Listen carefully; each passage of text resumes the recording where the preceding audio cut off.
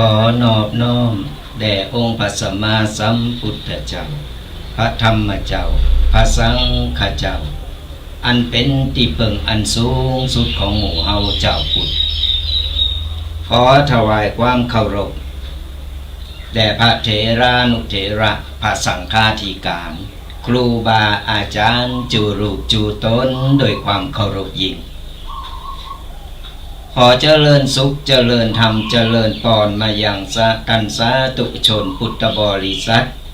ผู้มีบุญทุกท่านที่กำลังสดับหับฟังรายการวาทธรรมกำยองกับตุเจ้ายองป่าสร้างวันนี้เฮาได้มาพบปะเจอกับศรัทธาญาติโยมกันแห่งแล้ว หลังจากตีได้ห่างหายไปเมื่อนนะ ก็ยังตีหู้แหละศรัทธาญาติโยมทั้งหลายเพราะว่ากิจของสงฆ์ก็มีหนักมีหลายอันปัญญาเนาะอันเฮาก็สนองงานเปิ้นตามตีเปิ้นสั่งมาตามตีเฮาได้รับมอบงานมาเฮาก็ไปตามหน้าที่ของพระสงฆ์ที่ทำหน้าที่เผยแผ่ทำหน้าที่ที่ว่าไปโปรดญาติโยมหลายอันหลายอย่าง เจ้าวันนี้เราก็ได้มาพบปะเจอกับศรัทธาญาติโยมกันในเจ้าวันที่10วันเสาร์ที่10เดินกันยายนเนี่ยเดินกุมภาสู่มาอาภัย ใครหลงใครลืมเนี่ย เจ้าวันนี้ตรงกับวันเสาร์ที่10กุมภาพันธ์2567ปีใหม่ก็ผ่านมาแล้วเดินป่ายแล้วจะเข้าแหมกึ่งแหมเดินกึ่งละวันคืนก็ลงไปศรัทธาญาติโยมทั้งหลายวันเนี่ยเฮาลองมาพิจารณาพอว่าเฮาได้สร้างได้ทำอะไรอย่างไว้พองเฮาได้สั่งสมบุญไว้พองก็ในแต่ละวันบัดนี้ขาดกันนะบัดนี้ขาดในการสั่งสมบุญเล็กๆน้อยๆก็ทำกันไปเถอะเล็กๆน้อยๆทำไปบ่ว่าจะทำบุญด้วยปัจจัยจะทำบุญด้วยเรียวแรงที่เรามีอยู่นี่ทำบุญด้วยการทำคุณงามความดีกึศดีอู่ดีทำดีนี่ก็เป็นบุญเป็นกุศลสั่งสมบุญกันเอาไว้ในแต่ละวันจะไปปล่อยมนุษย์ผ่านไปวันโดยบ่มีประโยชน์หายใจควางไปวันมันก็ไร้ประโยชน์เกิดมากก็เสียจัดเกิดบ่ได้เพราะฉะนั้นบุญเก่าเฮาใจมาก็พอแห้งละจึงอายุป่านนี้แล้วเฮามาทบทวนบอกว่าเฮาใจบุญเก่ากินกับของเก่ามันก็มีวันหมดไปเหมือนสตังค์กินสมบัติเก่าของพ่อแม่ปู่ย่าตายายสั่งไว้กินไปแล้วบ่สั่งบ่หิบ่หาเอามาไว้เห็นมันก็หมดบ่มีอย่างเจ้าที่ว่าก่อนใจไปแล้วก็มันถึงเพิ่มพูนงอกเงยออกมาติ๊กเพราะว่าของวันนี้ยังก็ตามศรัทธาญาติโยมเฮาใจไปวันมันก็หมดไปวันเหมือนเฮาตามเต้นเหมือนกันเต้นเฮาจุดเต้นเนี่ยจุดไปมันก็ใหม่ไปในแต่ละวันแต่ละวินาทีแต่ละนาทีมันก็ใหม่เพราะฉะนั้นเนี่ยเฮาต้องเติมบุญคือกับโตเก่าเพราะอย่างน้อยบุญกุศลมันก็จะได้ช่วยเฮาบอกวันใดก็วันหนึ่งเมื่อถึงเวลามันก็จะมาช่วยมากั้มเฮาได้ก็ฝากกันเอาไว้กับศรัทธาญาติโยมกันหลังจากห่างหายกันไปศรัทธาญาติโยมก็ยังกึดตึงหาเนอะยังกึดตึงหาบ่ได้หายไปไหนว่าแฟนคลับหรือว่า FC ในรายการว่าตุปีแดงเปิ้นหายไปตั้งใดดักซักดักสอยยังอยู่แต่ส่วนมากจะอยู่เบื้องหลังอยู่ ยังอยู่เบื้องหลังก็ยังติดตามลามต้อยกันอยู่ตลอดเวลาแต่บ่มีเวลาได้ออกมาจัดรายการแต่ช่วงนี้วางหน่อยแต่ก็วางพองบ่วางพองเหมือนกันนั่นแหละเอาเป็นว่ามีเวลาวางเฮาก็มาจัดเฮาก็มามามาตักมาตายเป็นกูเป็นกีมก็อีปออีแม่ปออุ้ยแม่อุ้ยปู่ย่าตายายทั้งหลายเฮาต่างคนต่างก็เป็นกำลังใจซึ่งกันและกันคือกำลังใจกัน บ่ว่าจะเป็นคนเฒ่าคนแก่ผู้คนมีความหมายกันหมดศรัทธาญาติโยมจะไปน้อยเน้อต่ำใจบ่ว่าจะเป็นคนเฒ่าคนแก่บางคนคนเฒ่านี่เพิ่นขี้น้อยใจเพิ่นขี้น้อยใจว่าลูกหลานก็ปล่อยละไว้หมดปล่อยหือแม่อุ้ยปออุ้ยอยู่บ้านคนเดียวกกงกจะไปกึดอย่างอันเด้อต่างคนต่างก็มีภาระหน้าที่ลูกหลานเปิ้นก็เหมือนเฮาเหมือนสมัยแต่ก่อนตอนเป็นหนุ่มเป็นสาวกันนั่นแหละเปิ้นก็ต่างซอกว่าหากินดิ้นรนกันไปตามวิถีชีวิตของแต่ละคนตามบทบาทของแต่ละคนที่ได้สร้างได้ทำเอามามันก็ต้องดิ้นรนกันไปเพื่ออะไรอย่างเพื่อให้ชีวิตครอบครัวได้มีความสุขเพื่อให้ตัวเก่าได้มีชีวิตอยู่รอดในบนโลกใบนี้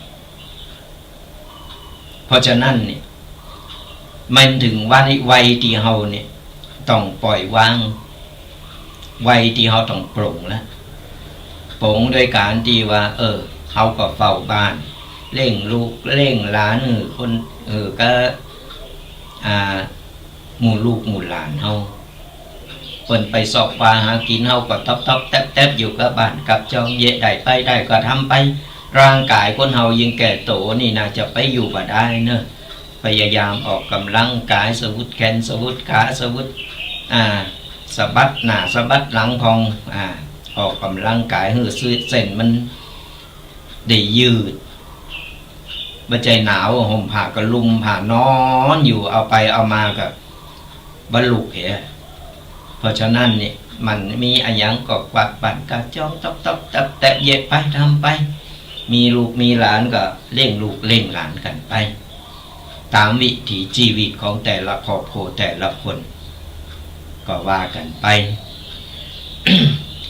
ทุกๆวันเสาร์วันติดกับรายการวาทธรรมกำยองกับตุเจ้ายองป่าซางวันนี้ตุปีแดงก็มาทำรายการหรือจัดรายการและก็วันอาทิตย์ก็เป็นหน้าที่ของตุปีเคสลับซับเปลี่ยนกันไปตั้งแต่เวลา8 โมงจนถึง10 โมง2 ชั่วโมงเต็มที่เราจะได้มามามาตักมาตาย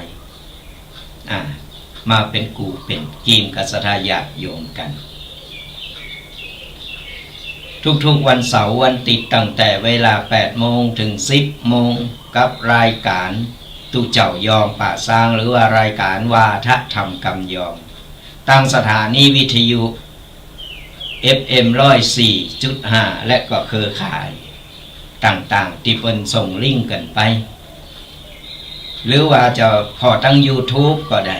ช่อง YouTube หรือ Facebook ของท่านแดงหรือว่าพระประพันธ์นี่ก็ได้เข้าไปพอได้สะดวกตั้งใดก็สามารถเดียวเข้าไปพอไปเป็นกำลังใจกันนี่เพราะว่าประเดี๋ยวมันตันสมัยเนาะ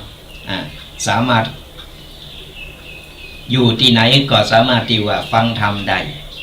อยู่ที่ไหนก็สามารถได้ปะได้เจอกันได้ได้อู้กันได้เพราะว่ามันตันสมัยเขาก็ต้องเอาตันสมัยนี่แหละเอามาทำให้มันเกิดประโยชน์บ่จำเป็นจะต้องว่าฟังธรรมประเดี๋ยวบ่จำเป็นจะต้องไปนั่งในวัดตู้เจ้าเป็นเตอยู่ในวัดบ่เดียวบ่ต้องอยู่บ้านก็ได้นอนอยู่บ้านก็ได้หรือว่าอยู่บนรถก็ฟังได้ที่ไหนก็ฟังได้เหมือนกันแยกการไปตัวฟังธรรมไปตัวไข่โหไปตัวครูบาอาจารย์หลายรูปหลายตนบ่เดียวเพิ่นหันมาจัดรายการวิทยุจัดรายการตั้ง Facebook ต่างๆตั้งช่อง YouTube นี่สะดวกสบายก็สามารถฟังติดตามกดไลค์กดแชร์กดติดตามกันไปเป็นกำลังใจกันจะไปปล่อยตู้เจ้าอยู่คนเดียวเตดอยู่คนเดียวกกโง่อยู่ในห้อง เป็นกำลังใจกันเดียวท้ายรายการก็สามารถโทรมามามาตักมาตายกันได้ถ้ารายการเกินชั่วโมงท้ายรายการนี่ก็จะเปิดสายหน้าไมค์ให้สระญาติโยมได้มามากันได้มาตักมาตายง่ายคือตึงกัน ก็จดเบอร์โทรกันเอาไว้ก่อนเนอะเบอร์เก่าเบอร์เดิมสดาญาติโยมทั้งหลายเบอร์เก่าเบอร์เดิมจดเบอร์โทรกันเอาไว้เนอะ082-611-2245ก็สามารถโทรมามาเอ่ยกันได้แต่ตอนนี้ยังไม่ต้องโทรมาเจอไหน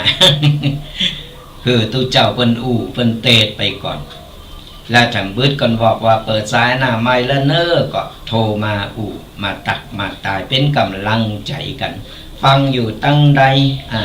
ชัดเจนมาชัดเจนคนจะปรับปรุงอย่างใดก็ติตายกันมาได้หรือว่าติเปิดก่อเฮาก็จะปรับปรุงพัฒนาไปเรื่อยๆอย่างแต่เจ้านี่ขอสู่มาอภัยสดาญาติโยมกันพอดีจะเปิดรายการปุ๊บ เสียงตามสายในบ้านประกาศมาพอดีพอกำนันเปิดประกาศแทรกเข้ามาพอดีห้องใหม่ห้องวิทยุใหม่ที่วัดบกอกนี่เป็นห้องโป่งห้องโลงสดาญาติโยมต่างหลายบ่ได้ติดกระจกบ่ได้ห้องกระจกก็เลยมีเสียงแทรกซ่อนเข้ามามีเสียงนกห้องบรรยากาศก็ดีเหมือนกัน มีเสียงอย่างแทรกไปอย่างไปก็เป็นธรรมชาติเนาะธรรมะก็คือธรรมชาติมันก็ได้ปนกันไปฟังแล้วมันก็โมนดีได้บรรยากาศได้ธรรมชาติดี ฟังธรรมะไปจะไปสีเลจะไปเขตจะไปไข่รับสดาญาติโยมต่างหลายไปไข่โหไปโมนไปฟังธรรมะแบบบันเทิงเพื่อนห้องวาไรตี้ธรรมะวาไรตี้นะส่งถึงบ้านโมนงันไปเสียงนกห้องกาดีว่าจะเป็นน้ำตก แต่ยังรอปัจจัยรองบอยู่ยังมาถึงขนาดนั้นสลายญาติอยู่เอากระจกนี่มันรอดก่อนกระเดียวก็ค่อยขยับขยายก็แปลงกันไปปรับปรุงกันไปแต่ที่แน่ๆก็บัดนี้ลืมสลายญาติโยมทั้งหลายบัดนี้ลืมมาเป็นกำลังอกกำลังใจกันฟังธรรมะไปคือกำลังใจกันไปกดไลค์กดแชร์กดติดตามกันไปนี่มันโมนมันงันกัน เอาล่ะสดาญาติโยมทั้งหลายตักตายกันมาได้ได้พูดได้คุยกันมาก่อนที่จะเข้ารายการปกิณกธรรมวันนี้จะเอาอย่างจ้ามาเอาอย่างจ้ามาเล่าสู่สดาญาติโยมฟังไปเป็นข้อคิดและก็นำไปก้อนไปใกล้เอาสิ่งดีๆงามๆไปปรับใจในชีวิตของแต่ละวันของแต่ละครอบครัวเขาก็จะได้ประมาทในการใจชีวิตกันใจชีวิตอย่างมีความสุขประคับประคองชีวิตของเขาหือรอดไปวันต่อวันบัจจัยว่าอยู่ไปวันกับวันต่อวันนี่มันต่างกันนะอยู่ไปวันก็อยู่แบบคนบ่มีจิตวิญญาณมีการลางอยู่แบบเลื่อยเปื่อยอันนั้นเป็นห้องว่าอยู่ไปวันเมื่อคืนอันยังอยู่ไปวันตายก็ฟังยังก็เล่ง แต่ก่อนเฮาอยู่แบบมีความหมายอยู่แบบมีความสุขเป็นหืออยู่แบบวันต่อวันนี้เฮาอยู่เฮามีชีวิตหลอดเฮาตื่นมาเฮามีชีวิตหลอดวันนี้เฮาโชคดีเฮายังมีชีวิตหลอดอยู่เฮายังประคับประคองชีวิตของเฮาได้แสดงว่าเฮายังมีบุญอยู่เฮาก็มันสั่งสมบุญไปมันทำนั้นอย่างที่มันเกิดประโยชน์ทำมือมันเป็นตำนานทำมือมันดีหือคนรุ่นหลังจากที่เฮาได้ลาละโลกไปแล้วเนี่ยลูกหลานเพื่อก็ยังจำเอาคุณงามความดียังจำเอาสิ่งดีๆนึกถึงเฮาตลอดเวลานึกถึงในสิ่งดีๆเพื่อนห้องว่าทำให้เป็นตำนานทำให้เป็นตำนานจะมีตำแหน่งตำแหน่งอะไรยังก็จางเป็นคนธรรมดาสามัญเฮาเนี่ยแต่เฮาทำอย่างมันเป็นตำนาน ไอ้ตำแหน่งยศถาบรรดาศักดิ์มันได้มาโชว์ข้างโชว์ข่าวถึงเวลาถึงว่าละมันก็ปลดก็ปล่อยกันไปมันก็เป็นของคนอื่นไปไอ้เฮาก็คนธรรมดาเพียงแต่ว่าเปิ้นหือโอ้โขนมาใส่แต่ว่าเฮาจะคนที่ใส่หัวโขนน่ะจะประพฤติอย่างใดที่เปิ้นดีเปิ้นก็ดีที่เปิ้นบ่ดีเปิ้นก็บ่าอำนาจบ่าหัวโขนก็มีมันมีสปะเพราะฉะนั้นแล้วทำอะไรอย่างก็ตามมือมันเป็นตำนานว่าต้องไปหวังว่าจะไปอะไรอย่างก็ตำแหน่งหนักหนาเพราะมันแค่โชว์ข้างโชว์ข่าวแต่ตำนานมันตลอดเจนเฮาตายไปแล้วคนก็ยังจื่อยังจำคนก็ยังเรายังขานถึงคุณงามความดีของเฮาก็ก่อนที่จะเข้าไปกินนากะกันนี่ก็ฝากประชาสัมพันธ์กันมาศรัทธาญาติโยมทั้งหลายอันนี้ก็เป็นงานบุญงานกุศลเป็นงานทอดผ้าป่าสามัคคีทอดผ้าป่าสามัคคีเปิดสมทบทุนในกิจกรรมของโรงเรียนผู้เชี่ยวชาญด้านชีวิตผู้สูงอายุของตำบลบักกอกนะอันนี้ก็เป็นบอกบุญมาศรัทธาญาติโยมที่มีจิตศรัทธาไข่ไฮไข่หอมเป็นผ้าป่าสามัคคีที่จะจัดขึ้นในวันพุธที่14 กุมภาพันธ์เหลือ4 วันเนี่ยศรัทธาญาติโยมทั้งหลายเหลือ4 วันก็จะมีการทอดผ้าป่าเพื่อสมทบทุนในกิจกรรมของโรงเรียนผู้เชี่ยวชาญด้านชีวิตของผู้สูงอายุตำบลบักกอกกิจกรรมในตีวาเนี่ยก็คือเพื่อที่จะสมทบทุนเอาเงินทุนหมู่เนี่ยไปช่วยเหลือผู้ป่วยที่ติดเตียงติดบ้านติดสังคมและผู้ป่วยผู้สูงอายุที่ขาดการดูแลก็ซื่อๆก็เป็นคนเฒ่าคนแก่ที่ว่าลูกหลานแบบมีหรือว่าลูกหลานเพิ่นบ่อยู่เพิ่นอยู่2 เท่าหรืออยู่เท่าเดียวยังก็เฮาก็จะเอาปัจจัยในการทอดผ้าป่าตรงนี้ไปช่วยเหลือเข้าไปดูแลเพิ่นของหมู่กลุ่มผู้ป่วยติดเตียงกาที่เพิ่นขาดเหลือกาหรือว่าติดบ้านติดสังคมอย่างก็ตามไปกิจกรรมของผู้เชี่ยวชาญด้านชีวิตโรงเรียนผู้เชี่ยวชาญด้านชีวิตของผู้สูงอายุตำบลบักกอกเพิ่นจัดกิจกรรมนี้ขึ้นมาก็ซื่อๆจะได้ช่วยเหลือซึ่งกันและกันนั่นแหละก่อนศรัทธาญาติโยมมีจิตศรัทธาไข่ไฮไข่หอมไข่รวมบุญรวมกุศลในครั้งนี้เป็นบุญใหญ่บุญหลวงเพิ่นว่าช่วยเหลือซึ่งกันและกันไปช่วยเหลือกันก็สามารถติดต่อกันมาทางรายการก็ได้หลังจากจบรายการแล้วก็ใครอีแม่ใครทำบุญตัว5 บาท10 บาทอีแม่ใครรวมใครไปทำบุญหรือว่าบ่ฮู้จะโลมไปโลมอย่างใดก็สามารถติดต่อกันเข้ามาได้ถามกันหรือว่าไผจดหมายเลขบัญชีโดยตรงเลยของโรงเรียนผู้เชี่ยวชาญด้านประสบการณ์ก็จดเอาหมายเลขบัญชีก็ได้แล้วก็โอนเข้าบัญชีเพิ่นตามจิตศรัทธาเนอะจะบอกหมายเลขบัญชีศรัทธาญาติโยมทั้งหลายก่อนฟังบัดตันหรือว่าไผพอตั้ง Facebook ช่อง YouTube นี่ก็จะมีตัวหนังสือจะมีหมายเลขขึ้นไหลโลอยู่หน้าจอนะก็จดเอาก็ได้หรือว่าไปจะจดก็เตรียมปากกาดินสอเอาไว้เนอะของธนาคารทกส.สาขาบ้านแซมเลขบัญชี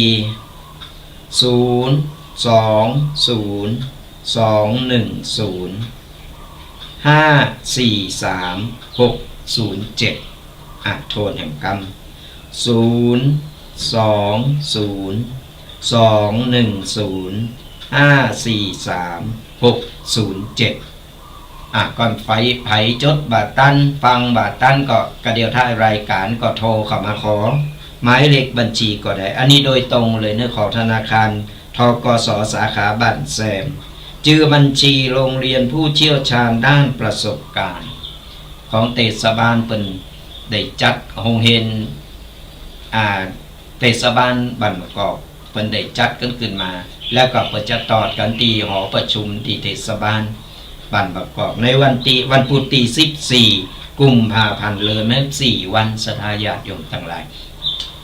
ก็ใครมีจิตศรัทธาหรือว่าตุปีแดงอ่านเร็วไปฟังบาต้านก็บาเป็นยังก็สามารถโทรเข้ามาขอย้อนหลังได้เนอะโทรเข้ามาเบอร์ของห้องส่งนี่เลยก็คือ0826112245ก็สามารถโทรเข้ามามามาตัดมาตายกันหรือว่ามาสอบถามรายละเอียดกันได้ศรัทธาญาติโยมทั้งหลายเอาละไปมาก็เวลาก็ไล่ไปติ๊กใจนี่ใครใดเป็นวันคำ ก็วันคำนี่จะมีไผ่ฟังอยู่วันคำก็ก็แบ่งกันไปเนาะ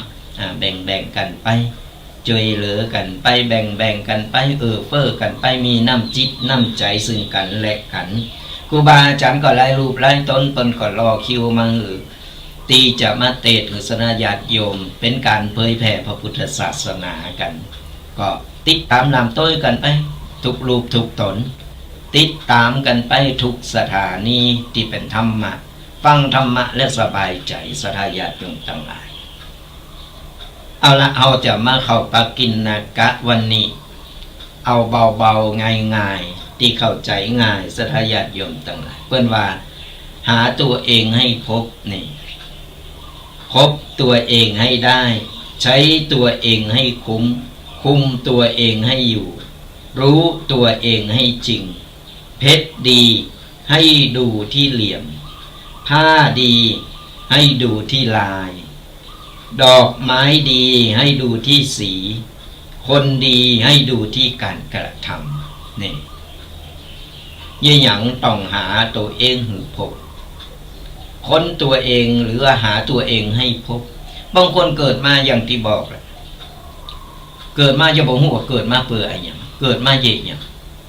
หลายคนน่ะตุปีลองถามเถอะถามแต่เนี่ยเกิดมาเย่อย่างก็บอกหูนะมันเคยเป็นหรือเกิดก็เกิดเนี่ยบางคนเปิดก็หูแล้วก็มีหลายๆความคิดนานาจิตตังก็แสดงว่าเฮายังลองลอยเฮายังหาโตเก่าบ่ปะใหม่ๆก็อาจจะสเปะสปะไปเรื่อยๆเปล่าๆเพราะว่าเฮายังบ่ฮู้โตตนที่แท้จริงของเฮาว่าตึงวันนี่เฮาเกิดมาเพื่ออะไรอย่างตึงวันนี้เฮาอยู่เพื่ออะไรอย่างมันเป็นคำถามที่เฮาต้องถามโตเก่าแล้วเฮาก็จะต้องค้นหาคำตอบเนี่ยค้นหาคำตอบจากตัวของเขาเองว่าเฮาอยู่มาเปิดอะไรอย่างเฮาเกิดมาเปิดอะไรอย่างทุกมนมันก็ต้องอาศัยประสบการณ์ไปถามเราอ่อนมูเริงบางคนใหญ่บางคนก็ยังมูเริงก็เพราะว่าเปิ้นยังแบบคนหรือว่าเปิ้นยังแบบคนคว้าหาตัวเก่าหรือปะมันต้องประสบการณ์ที่ผ่านมาเฮาผ่านมาแล้วอันนี้มันผิดพลาดไปอันนี้มันดีอันนี้มันบ่ดีนั่นแหละเฮาได้ทดลองเฮาฮู้แล้วว่าอันนี้บ่ดีล่ะบ่ใจล่ะมันใจแนวเฮาล่ะเฮาถึงวัยทำงานเฮาเห็นอะไรหยังเฮาจะเห็นอะไรหยังเฮาจะไปสายไหนบางคนเห็นมาน้ำสายก็ไปทำงานน้ำสายหนึ่งแหมอย่างหนึ่งก็มีอันนั้นคือว่าได้ค้นพบโตเก่าปะแล้วว่าอันนี้มันบัจจัยของเฮาต้องไปสายนี่เหมือนกันสรายาติโยมต่างหลายจะกล้าจะขายเฮาขายอันนี้เพิ่นขายกันดีนี่เพิ่นเฮามาขายตัวเพิ่นขายบ่ดีก็เพราะอะไรหยังมันไม่ใจแนวของเฮาต้องฮู้ว่าเฮาเกิดมาเปิดอะไรอย่างถึงวันและเฮาอยู่รออะไรอย่างเปิดอะไรอย่างเฮาต้องหาคำตอบมือโตเก่ามือใดก่อนเอาฮู้คำตอบแล้วเฮ เขาก็จะประสบความสำเร็จในชีวิตของเขาบัจจัยสเปะสปะเลยเปื่อยไปส่วนมากจะเป็นอย่างนั้น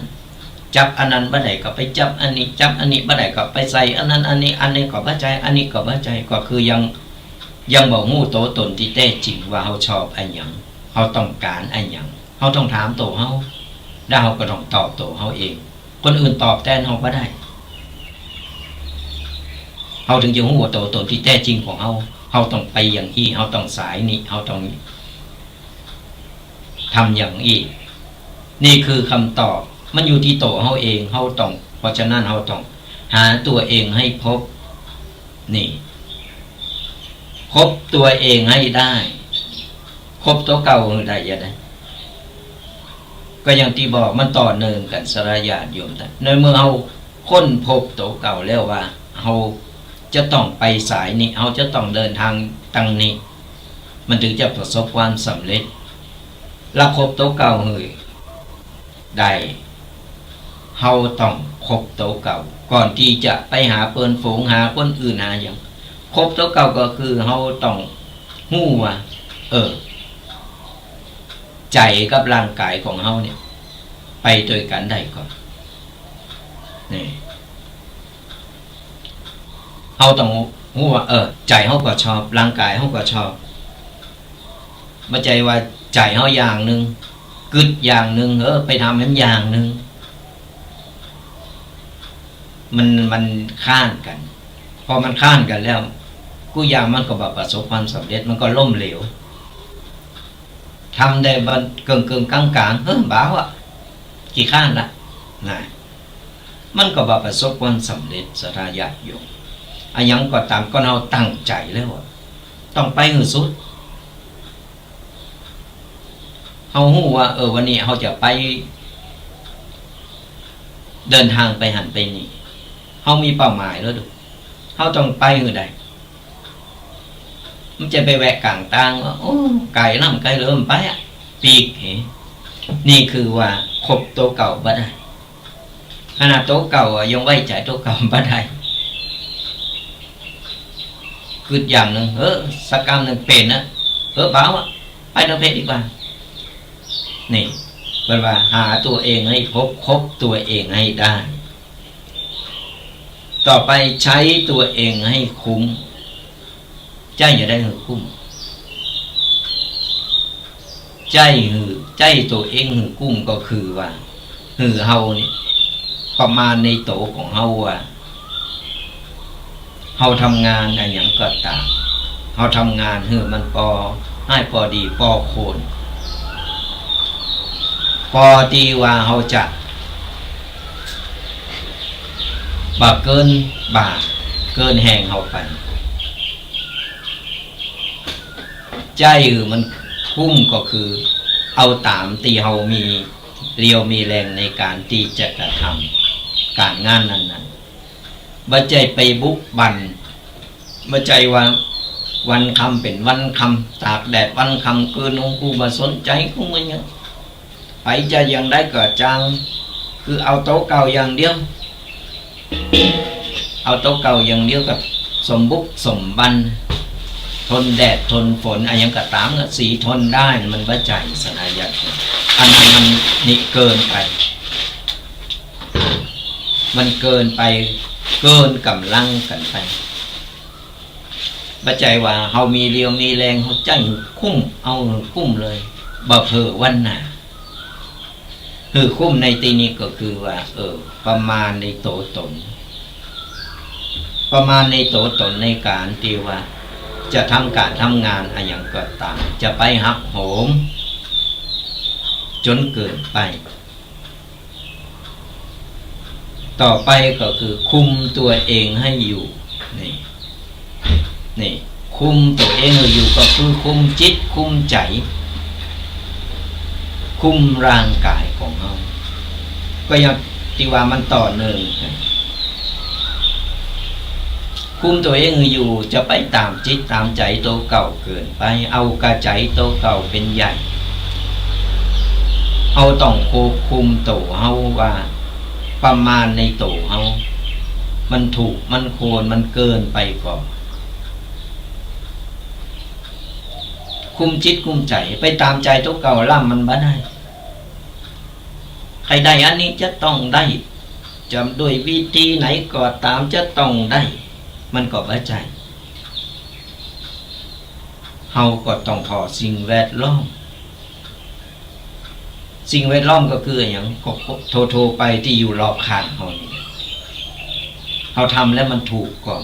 มันผิดก็ทำแล้วคนอื่นเดือดร้อนก็บ่ใจเอาใจตัวเก่าเป็นใหญ่เมื่อใจเป็นใหญ่ก่อนเฮาบ่ควบคุมตัวเก่าใจมันสั่งมาปุ๊บเฮาก็เอาละร่างกายมันก็ไปตามที่สั่งมันก็เกิดเป็นเรื่องเป็นราว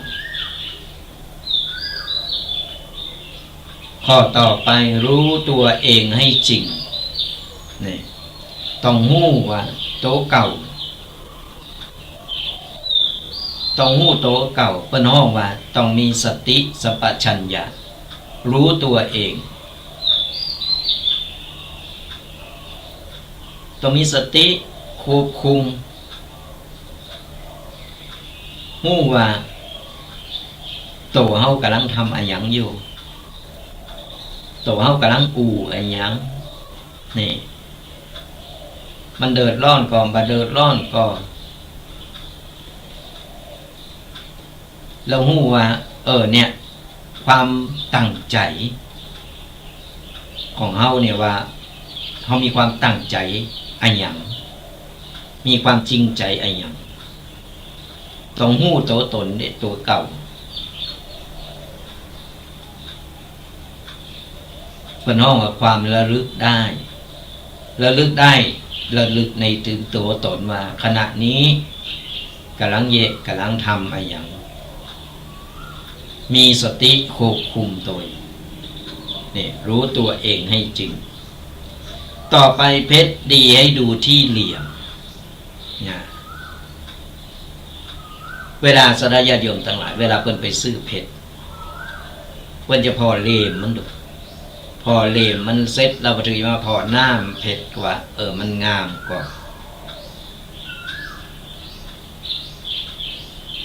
ต้องดูหลายๆอย่างเป็นองค์ประกอบเพิ่นถึงเปรียบเทียบว่าเพชรดีให้ดูที่เหลี่ยมดูการกระทำดูต่างๆนานาปั๊บเป็นองค์ประกอบมันถึงจะ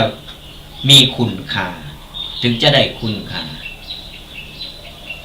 ก็สังเกตพอสระญาติโยมทั้งหลายเวลาเปิดประกวดนางสาวไทยหรือนางงามอันยังก็ตามว่าจะต้องมีทุกอิริยาบถต้องเดินทานั้นต้องเดินอันนี้การมีไหวพริบก็ในการในการแก้ปัญหาเวลาเดินเวลานุ่งแล้วก็หุ่นเป็นอย่างไรบุคลิกเป็นอย่างไรเพิ่นเอามาประกอบกันหมดถึงจะผ่านมาเป็นนางสาวไทยหรือว่ามาเป็นนางงามจักรวาลหรือว่าจะเป็นมิสนั้นมิสนี้ก็ตามกูอย่างเพิ่นต้องดูกูทุกมุมการที่เราจะพิจารณาอย่างกระไผก็ตามศรัทธาญาติโยมเมื่อว่าเจ้าบ้านเจ้าจองเฮาเนี่ยเฮาเจ้าว่าจะติจะได้ไผเฮาจะชื่นชมไผเยินยอปอปั่นไผนี่ก็ตามเฮาต้องดูให้ดีบ่ใจซักแต่ว่าเป็นจางใดไปเป็นอย่างเดียวถูกพองบ่ถูกพองหู้พองบ่หู้แต่บ่หู้หลายเอาเพิ่นไปว่าไปเล่าจุ๊บเป็นนกกระจิบกระจาบ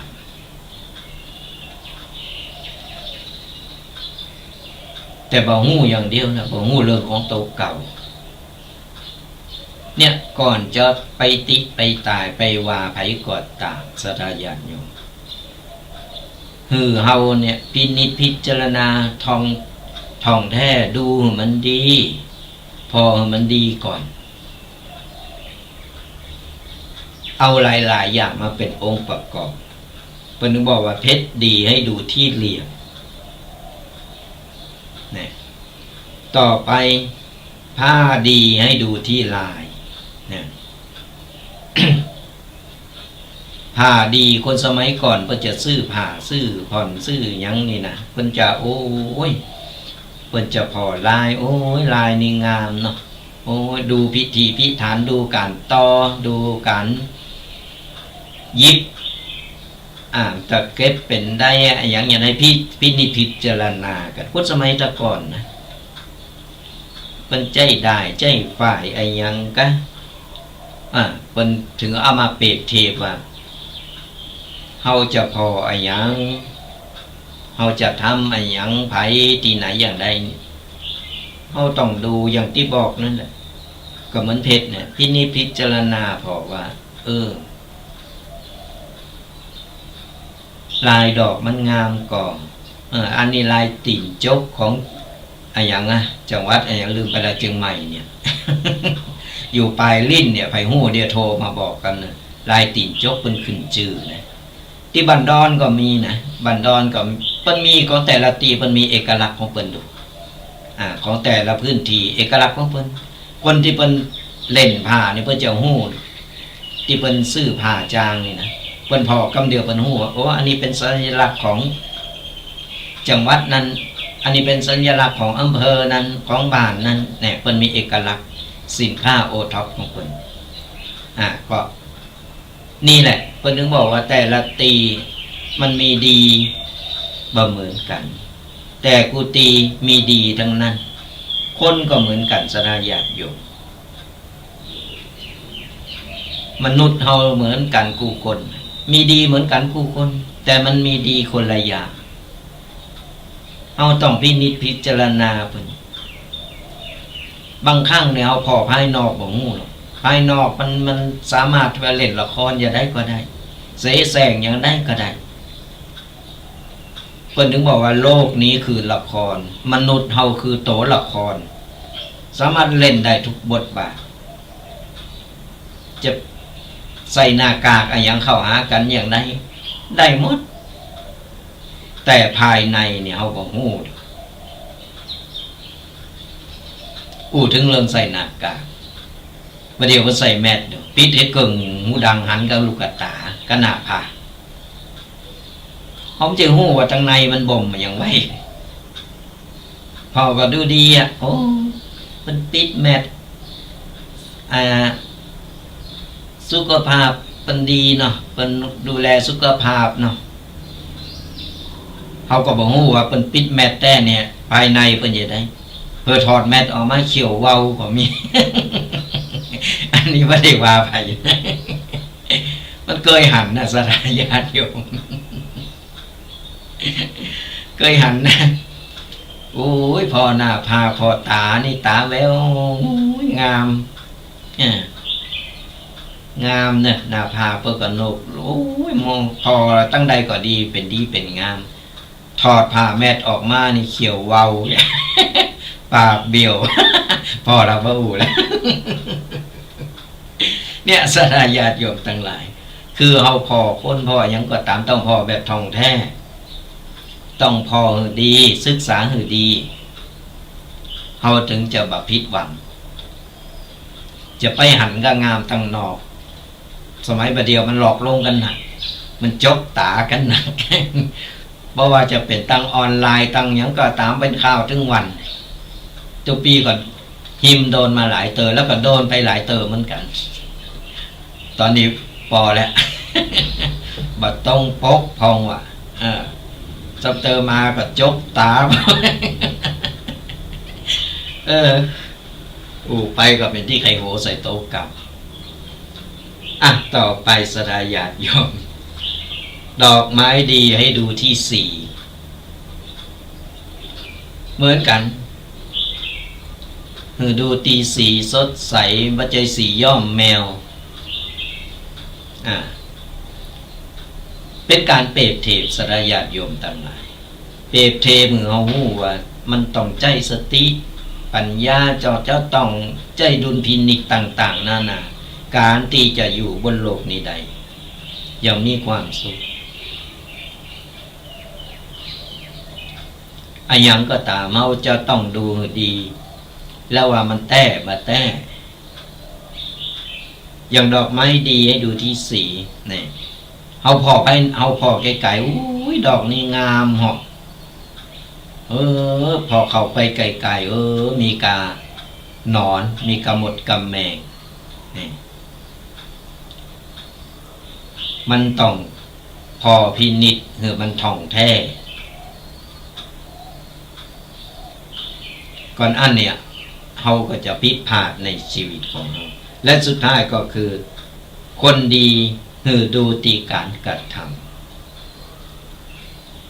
อันนี้สำคัญสดายะโยมคนดีดูตีการกระทำอย่างไรคนดีเปิดเลอะถึงวันก็อย่างที่บอกโดยรวมแล้วก็คือดีภายนอกบนห้องว่าเราคุยบุมผ่า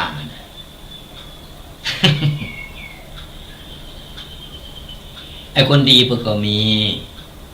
แต่มันก็ปะปนกันไปคือดูที่การกระทำอย่างไรคนเฮาไม่ต้องไปโฆษณาไม่ต้องไปโอดว่าฉันเป็นคนดีอย่างอีกโอ้ยเป็นคนดีอย่างอัน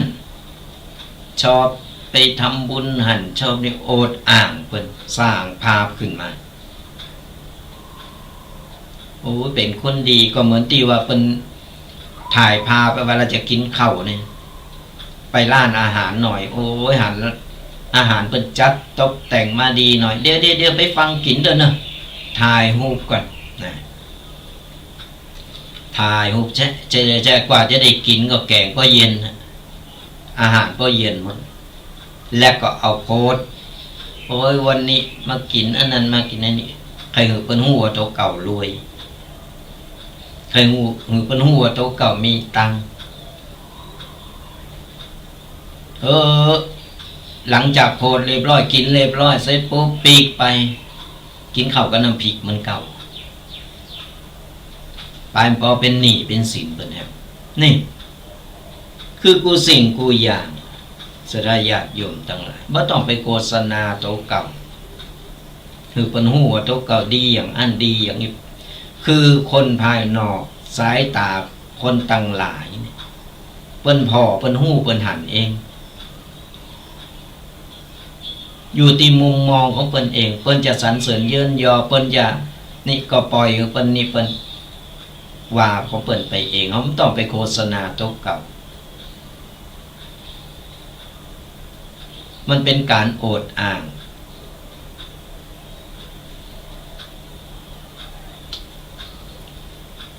คนจะดีดูที่ว่าเป็นดูการกระทำดูการทำงานดูการความตั้งใจของเปิ้นแต้ก่อนเปิ้นทำด้วยความจริงใจก่อนปัจจัยเปิ้นไปทำจิตสาธารณะจิตอาสาหูเปิ้นไปกวาดกันกรรมไม่กวาดให้ไปถ่ายหูใส่แล้วก็เอาไม่กวาดควางไว้เตียวไปเล่นไปกินบุตรมันมีหลายประเภทเปิ้นถึงบอกว่าหาตัวเองให้พบคบตัวเองให้ได้ใช้ตัวเองให้คุมตัวเองให้อยู่รู้ตัวเองให้จริงเพชรดีให้ดูที่เหลี่ยมผ้าดีให้ดูที่ลายดอกไม้ดีให้ดูที่สีคนดีให้ดูที่การกระทำเนี่ยศรัทธาญาติโยมทั้งหลายฟังแล้วก็ลองเอาไปพินิจพิจารณาและก็เอาไปดูไปพอว่ามันแต้มันจริงก็ตึงวันสังคมตึงวันนี่มันอยู่ยากศรัทธาญาติโยมสังคมตึงวันนี่มันมีหลายอันหลายอย่างตีเฮาเนี่ยต้องคอยระวังมันสมนากาเขาหากันตึงวันนี่นะสมนากา สมแมทสมหน้ากากไปพอเอาหน้ากากไปพอเอาหัวโขนมาใส่มันเลยพอบอกออกว่าท่าแท้ใจจริงของแต่ละคนเป็นอย่างไรกันเขาก็ต้องมีสติเขาต้องคอยระแวดระวังตนพอถึงวันหู้หน้าบ่หู้ใจหันหน้ากันแต่บางทีก็อันนั้นบางทีก็รับหลังเข้าไปอย่างหนึ่งหลายอันปัญญาเขาลองมาทบทวนบอกว่าตึงวันนี้เขาอยู่มาจนอายุป่านนี้แล้วเขาผ่านอะไรอย่างมากของเขาโดนอะไรอย่างมากของความผิดพลาดมันมีหมดแล้วเขาจะแก้ไขก็แก้ไขได้อย่างไรเขาจะมีวิธีใดแก้ไขนี่ถึงแก้ไขไม่ได้ในเมื่อมันผ่านไปแล้วมันแก้ไขปีกมาไม่ได้เขาก็สามารถตีว่าต้องระวังบางอย่างมันเกิดขึ้นแบบนั้นหู้แล้วตีผ่านไปนี่มันผิดพลาดไปแล้วมันคืนไม่ได้ในเมื่อมันคืนไม่ได้เขาก็ต้องทำวันนี้และต่อไประหว่างที่เขามีชีวิตอยู่ทำให้มันดีที่สุดจะดีกับตัวเฮาคนอื่นจะว่าดีมันดีมันหัวก็แล้วแต่เปิ้นเขาถือว่าเขาทำดีที่สุดนะทำวันนี้ให้ดีที่สุดแล้ววันภูมิมาก็ทำให้ดีทำวันนี้ให้ดีที่สุดวันต่อวันต่อวันต่อวันไปเรื่อยๆชีวิตเขามีความสุขถ้าเอาขึ้นอย่างอีสดายาตัวบ่ว่าจะแก่จะป่วยจะเจ็บไข้ได้ป่วยยังก็ตามต้องไปท่องกำลังใจโตเก่าเขาถือว่าเขาผ่านมาถึงป่านนี้อายุเขาป่านนี้แล้วก็ถือว่าเขาใจมาคุ้มเลยเขาใจชีวิตมาคุ้มแล้วกำให้ชีวิตเขาถึงหมดที่เหลืออยู่ในเมื่อมันเป็นกำให้เขายังเคลื่อนไหวได้เขายังอู้ได้เขายังมึนตาได้อยู่เขาก็สามารถสั่งสมบุญเขาสามารถที่จะทำอะไรอย่างตีเป็นความดีเพื่อโตเก่าได้อยู่ทำไปเถอะพอบั้นปลายชีวิตแล้วดูบั้นปลายชีวิตของเฮาแล้วบ่มีอะไรอย่างที่เป็นที่เปิงใดนอกจากนำทำคำสอนขององค์บวรพระสัมมาสัมพุทธเจ้าของเฮานี่เอาเป็นที่เปิงเป็นสมบัติติโตของเฮาข้ามภพข้ามจากไปสมบัติอย่างอื่นมันเป็นของภายนอกตายไปปุ๊บมันก็เป็นของคนอื่นไปแล้วตึงวันนี้ก็ยังเป็นของกูอยู่ตายไปปุ๊บมันก็เป็นของคนอื่นไปลูกหลานเพิ่นก็กระจัดกระจายกันไปเพราะฉะนั้นฮือความสุขกับตัวเฮาในบรรปลายชีวิตโดยการสร้างบุญสร้างกุศลเพื่อตัวเก่าทำเพื่อตัวเก่าเขาทำก็คนทำเพื่อคนอื่นทำเพื่อครอบครัวมานักแล้วตายไปเขาก็ยังมีสมบัติติดตัวก็คือบุญที่เขาได้สั่งได้ทำเอาไป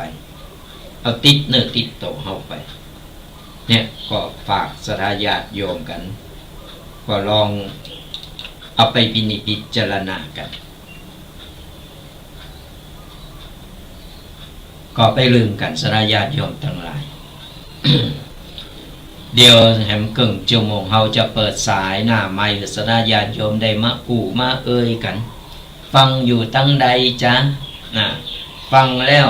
อากาศเป็นใดพองเพิ่นว่าฝนจะตกในบางกี่วันนี่นะศรัทธาญาติโยมก็ฟังคือระวังเนอะ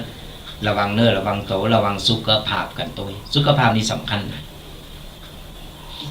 สุขภาพนี่สำคัญก่อนสุขภาพเฮาแย่แล้วก็มันถึงมาอยากสั่งอยากทำอย่างนั้นก็ถึงบอกว่ากำลังใจทุกเก่าไว้ไม่ต้องไปท้อการเจ็บไข้ได้ป่วยมันเป็นเรื่องธรรมดาเป็นเรื่องธรรมชาติเพิ่นก็เจ็บป่วยเหมือนกันเฮาก็เจ็บป่วยเหมือนกันก็ธรรมดาแต่ที่แน่ๆเฮาป้องกันได้เฮาดูแลสุขภาพเพิ่นเตือนมาว่าฝนจะตกตั้งแต่วันที่เก่าไปหลายวันอยู่แต่ก็ตกตั้งอื่นพอง บ้านเฮายังมาตกเตอแต่อากาศก็เย็นๆอากาศก็บ่เดียวก็แปรปรวนนะบึดร้อนบึดหนาว แต่คืนนี่ก็สี่ห้อนหัวค่ำมาห้อนนะกูเตอร์บ่เปิดพัดลมจะได้ญาติโยมตั้งหลายแต่คืนนี่เปิดพัดลมรู้สึกมันอบอ้าวมันร้อนเพอเดึกมาเย็นสอยไว้ เนี่ยมันเอาแน่นอนบ่ได้กับฝนฟ้าอากาศกับดินฟ้าอากาศมันเป็นธรรมชาติของมันเฮาก็ฝืนบ่ได้คนอื่นเพิ่นก็เหมือนกันเฮาก็เหมือนกันเพราะฉะนั้นกำลังใจดีที่สุดคือเพิ่นก็เป็นเฮาก็เป็นบ่ใช่เฮาคนเดียวมันลุมเฮาคนเดียวมันก็บ่ใจเพราะฉะนั้นเนี่ยดูแลสุขภาพกันโดยประชาสัมพันธ์กันให้ครั้งหนึ่งสระญาติโยมเปิ่นฝากประชาสัมพันธ์กันมาเกี่ยวกับการทอดผ้าป่าสามัคคีเพื่อสมทบทุนในกิจกรรมของโรงเรียนผู้เชี่ยวชาญด้านชีวิตของผู้สูงอายุตำบลมะกอกนี่เปิ่นมีกิจกรรมในการที่จะเอาไปช่วยเหลือผู้ป่วยติดเตียงติดบ้านติดสังคมหรือผู้ป่วยผู้สูงอายุที่ขาดการดูแลบางทีลูกหลานเพิ่นไปอยู่ลูกหลานเพิ่นไปสอบว่ากินไปทำการทำงานบางทีก็บ่มีลูกบ่มีหลานคนเฒ่าคนแก่บ่เดียวเพิ่นก็หลายครอบครัวหลายตีหลายตั้งกูหมู่บ้านมันจะมีอยู่บางทีคนเฒ่าอยู่คนเดียวเป็นสาวเฒ่าเป็นบ่าวเฒ่ามีลูกหลานมีญาติพี่น้องมีไผดูแลเพิ่นก็จะเอาปัจจัยในผ้าป่านี่แหละไปทำกิจกรรมหมู่นี้เอาไปช่วยเหลือไปดูแลช่วยเหลือกันไปสังคมคนเราเกิดมาเป็นมนุษย์หรือว่ามีชีวิตเนี่ยสนาญาณโยมช่วยเหลือกันได้ก็ช่วยกันไปเล็กๆน้อยๆการช่วยเหลือเฟื้อเผื่อแผ่กันไปบ่ต้องไปโกรธไปเกลียดไปเคียดไปด่าว่าไปตบตีไปข่าฟันไปเกลียดจังกันเพราะว่าต่างคนต่างก็เกิดมามีกรรมเหมือนกันหมดกรรมดีกรรมให้ใจกันไปใจตามกรรมตามเวรกันไปในเมื่อเขาเกิดมาแล้วเป็นมนุษย์อุปสากันหูเริงก็สามารถช่วยเหลือจุนเจือกันไปเพิ่นมนุษย์เพิ่นลมโลกบ่ใช่ว่าจะมนุษย์อย่างเดียวสัตว์สิงสาราสัตว์ต่างๆอันใดที่เขาพอช่วยเหลือได้เขาพอช่วยเหลือกันไปเป็นการเฟื้อเผื่อแผ่สร้างบุญกุศลไปในตนบ่ใจไปปล่อยปะละเลยบ่ใจลูกบ่ใจหลานบ่ใจญาติพี่น้องบ่ใจเปิ้นพ้องอะไรหยังกันบักกานี่มันก็บ่ใจก็เอาไปคิดอย่างอันมันก็บ่ดีเพราะฉะนั้นเนี่ยสราญาติโยมทั้งหลายช่วยหยังก็ช่วยกันไปดูแลกันไป ประคับประคองกันไปอย่างน้อยก็เป็นบุญไปกุศลติดเนื้อติดโตเฮาอย่างที่กิจกรรมของโรงเรียนผู้เชี่ยวชาญด้านชีวิตเนี่ยเป็นจัดกิจกรรมนี้ขึ้นมาก็เปิดช่วยเหลือคนที่เป็นผู้ป่วยติดเตียงไปดูแลคนเฒ่าคนแก่ที่เพิ่นขาดการดูแลทำกิจกรรมเอาคนเฒ่าผู้สูงอายุเนี่ยมาทำกิจกรรมในโรงเรียนกันต่างๆนาหมดนี่แหละเพิ่นเลยจัดให้มีการทอดผ้าป่าสามัคคีเพื่อสมทบทุนจะได้ช่วยเหลือซึ่งกันและกันไปว่าจะทอดผ้าป่าในวันพุธที่14กุมภาพันธ์2567ก็คือ4วันต่างหน้านี่ที่ห้องประชุมเทศบาลตำบลบักกอกก็จะย่ำหมายเลขบัญชีกันแห่งกรรมหนึ่งจะโอนเข้าบัญชีโดยตรงก็ได้เนอะถ้าสะดวกสะดญาติโยม5 บาท10 บาทตามจิตศรัทธากันโอนเข้าบัญชีหมายเลขบัญชีนี่เนอะธนาคารธกส.สาขาบ้านแซมเลขบัญชีจดเนอะก่อนจดบัตรตั้นคำเดียวก็ท้ายรายการหรือว่าเปิดสายหน้าไมค์ก็โทรมาขอใหม่โทรมาขอใหม่หรือว่าหลังจากจบรายการนอกไมค์แล้วก็สามารถโทรมาถามสอบถามได้ว่าหมายเลขบัญชีจดบัตรตั้นเนอะอีเมลจดบัตรตั้นอีปอจดบัตรตั้นก็สามารถโทรเข้ามาขอหมายเลขบัญชีได้โดยตรงทุกปีเป็นสะพานบุญหือมาได้เนอะเป็นสะพานบุญหือก็โทรกันเข้ามาตีหมายเลขบัญชี020210543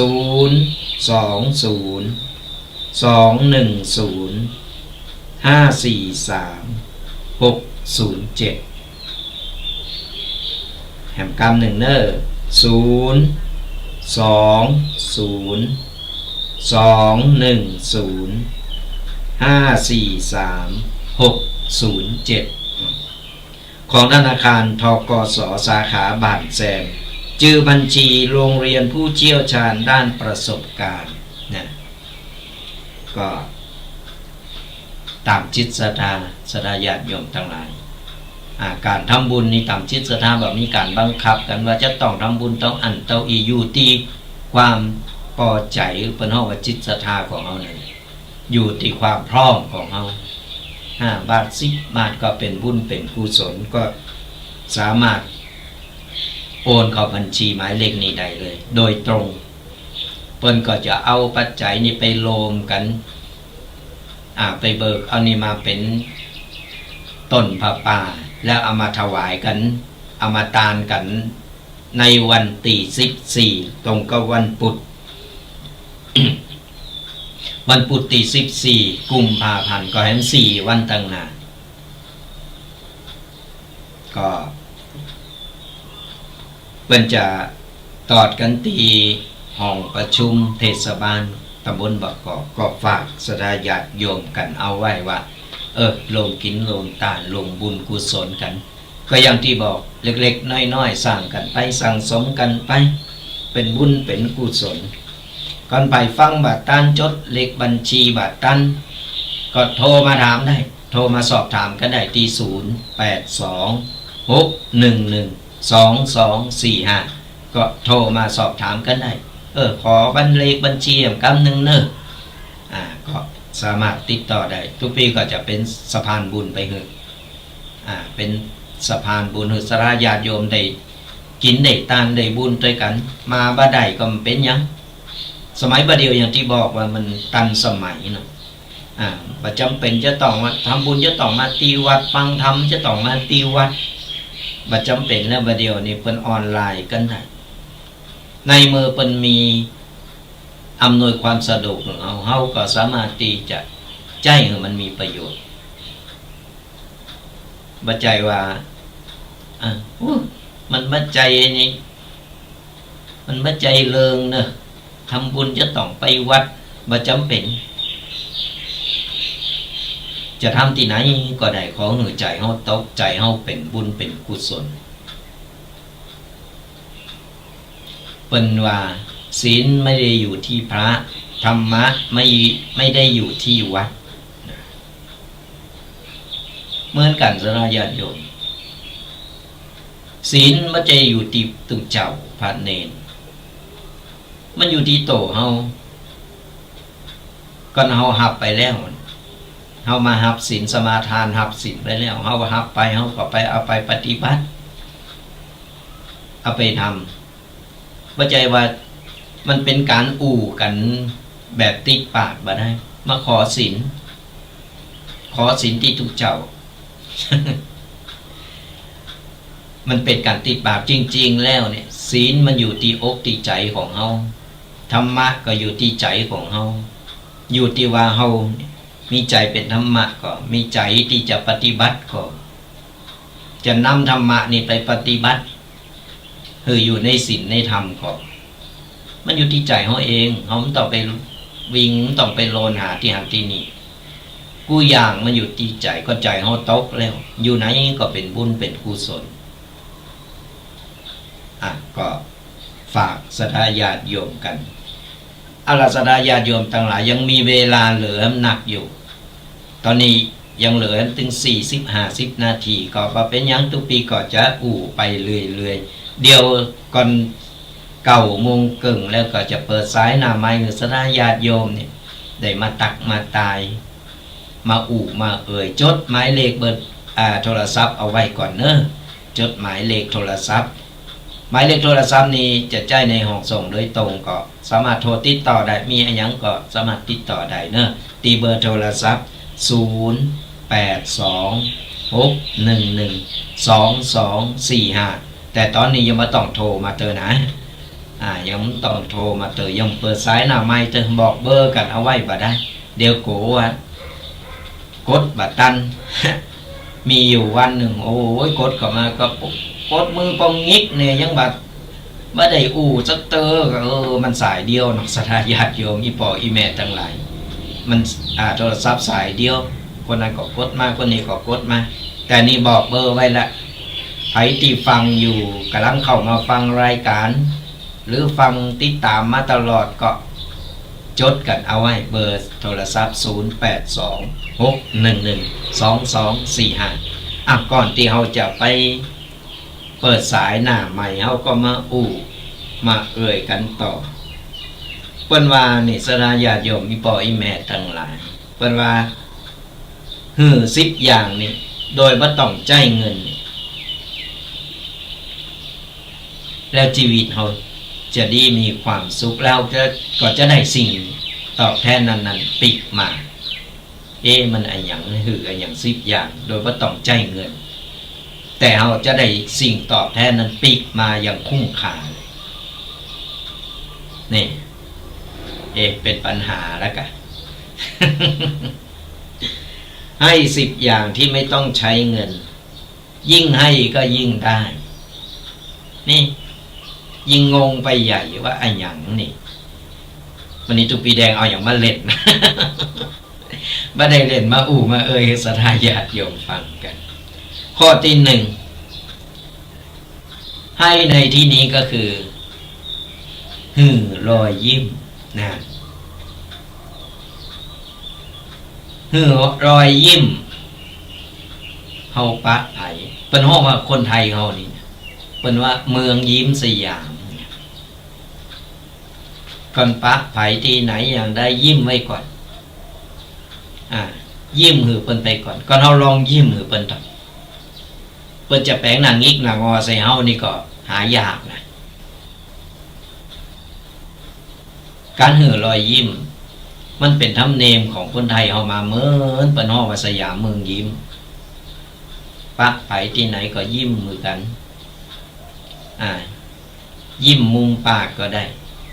จะยิ้มหันฟันหันเขียวก็ได้แต่จะไปแย่เขียวก่อนไผเขียวหลอเขียวเว้าก็อมยิ้มนี่ มันก็เป็นรอยยิ้มเตี้ยวเปิ้นไปเปิ้นก็จะยิ้มตอบมามันเป็นสัจธรรมสนาญาติโยมบ่มีไผเรายิ้มแล้วมาแย่เขียวใส่เนี่ยมันยากหายากมันก็จะมีร้อยมีให้หนึ่งแต่ที่แน่ๆเราเฮาลองยิ้มเปิ้นก็จะยิ้มตอบมานี่คือข้อที่1ให้รอยยิ้มข้อที่2ให้ความรักความฮักในที่นี้ก็คือฮักครอบครัวฮักตัวเก่าฮักเปิ้นฝูงฮักสิ่งแวดล้อมฮักในที่นี้บ่จะไปแจกความฮักเปิ้นเหมือนที่เป็นข่าวเลยเป็นข่ากันนั่นอันนั้นบ่เอานะอันนั้นมันฮักเกินคนนี้ก็ฮักคนนั้นก็ฮักคนนี้ก็ฮักคนนั้นก็ฮักสุดท้ายมาไล่ข่ากัน ผมเข้าใจเหมือนกัน เฮาก็บ่ว่านะมันเกิดไปนะเป็นข่าวไปนะสถาญาติโยมมีพ่อแม่ก็คงจะฮู้ข่าวกันฮักในที่นี้คือเฮาความฮักความอินดูความเมตตาความฮักพี่ฮักน้องฮักครอบครัวฮักพ่อฮักแม่ฮักปู่ย่าตายายชีวิตมันมีความสุขนะก่อนเราไปไหนมีรอยยิ้มแล้วก็มีความหักซื่อสัตย์ต่อกันมันโมข้อที่3ให้ความเมตตาเนี่ยเหมือนกันคือความหักความเมตตาเอ็นดูอย่างที่บอกหันเปิ้นเติดร้อนหันเปิ้นตกทุกข์ได้ยากเฮาก็เมตตาสงสารช่วยเหลือจุนเจือกันไปเฮาความหักความเอ็นดูเปิ้นช่วยเหลือเปิ้นบ่ว่าไผก็ตามเพราะว่าเฮาเกิดมาบนโลกใบนี้เกิดมาโลมโลกเดียวกันบ่ว่าสิงสาราสัตว์หยังเฮาก็มีความรักความเมตตาเพิ่นข้อที่4ให้อภัยนี่เล็กๆน้อยๆนิดๆหน่อยๆก็อ อภัยกันไปมันธรรมดาลิ้นกับฟันมันกระทบกระทั่งกันนิดๆหน่อยๆเราก็สามารถขอโทษกันอภัยกันไปมันก็บ่มีเรื่องมีราวก่อนเฮามาเจ้าคิดเจ้าแค้นเพิ่นว่าหน่อยกลายเป็นเรื่องใหญ่เรื่องโตไปก่อนเฮาปล่อยเฮาบ่สนใจเฮาอภัยไปจะมันเตอะเพิ่นจะมาเล่าขวัญเพิ่นจะมาว่าเฮาอย่างอันอย่างอี้จะมันเตอะมันความสุขของเพิ่นก่อนเฮาบ่ฮับเฮาเตียวหนีมันก็หายกันไปอภัยไปมันเป็นกรรมของเพิ่นกรรมมันเกิดมาเป็นอย่างนั้นก็ปล่อยเพิ่นไปเพิ่นเกิดมาเพื่อวิจารณ์ว่ามีที่ไหนหรอกสดาญาติโยมทั้งหลายที่ไหนถ้าไม่มีคนนินทาที่นั่นไม่มีคนที่ใดมีคนมันจึงมีซุบซิบดึงว่ากันก็ทำใจให้อภัยไปเป็นกรรมของเพิ่นก่อนเอามาหับกรรมเนาะก็จะย้อนไปหาเพิ่นเองทำใจเขาก็สบายใจอภัยกันไปข้อที่5กำลังใจอันนี้สำคัญอย่างที่บอกกำลังใจกันไปสดาญาติโยมช่วยกันได้เป็นกำลังใจกันไปอย่างสดาญาติโยมฟังวิทยุฟังธรรมะอยู่ในขณะนี้เป็นกำลังใจกันตู้เจ้าก็เป็นกำลังใจให้สดาญาติโยมสดาญาติโยมก็เป็นกำลังใจให้ตู้เจ้าเป็นการแบ่งปันให้กำลังใจกันเพิ่นว่า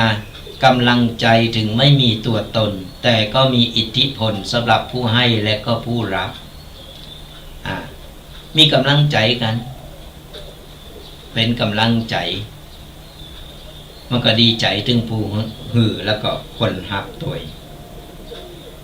ต่อไปให้คำแนะนำอันนี้สำคัญ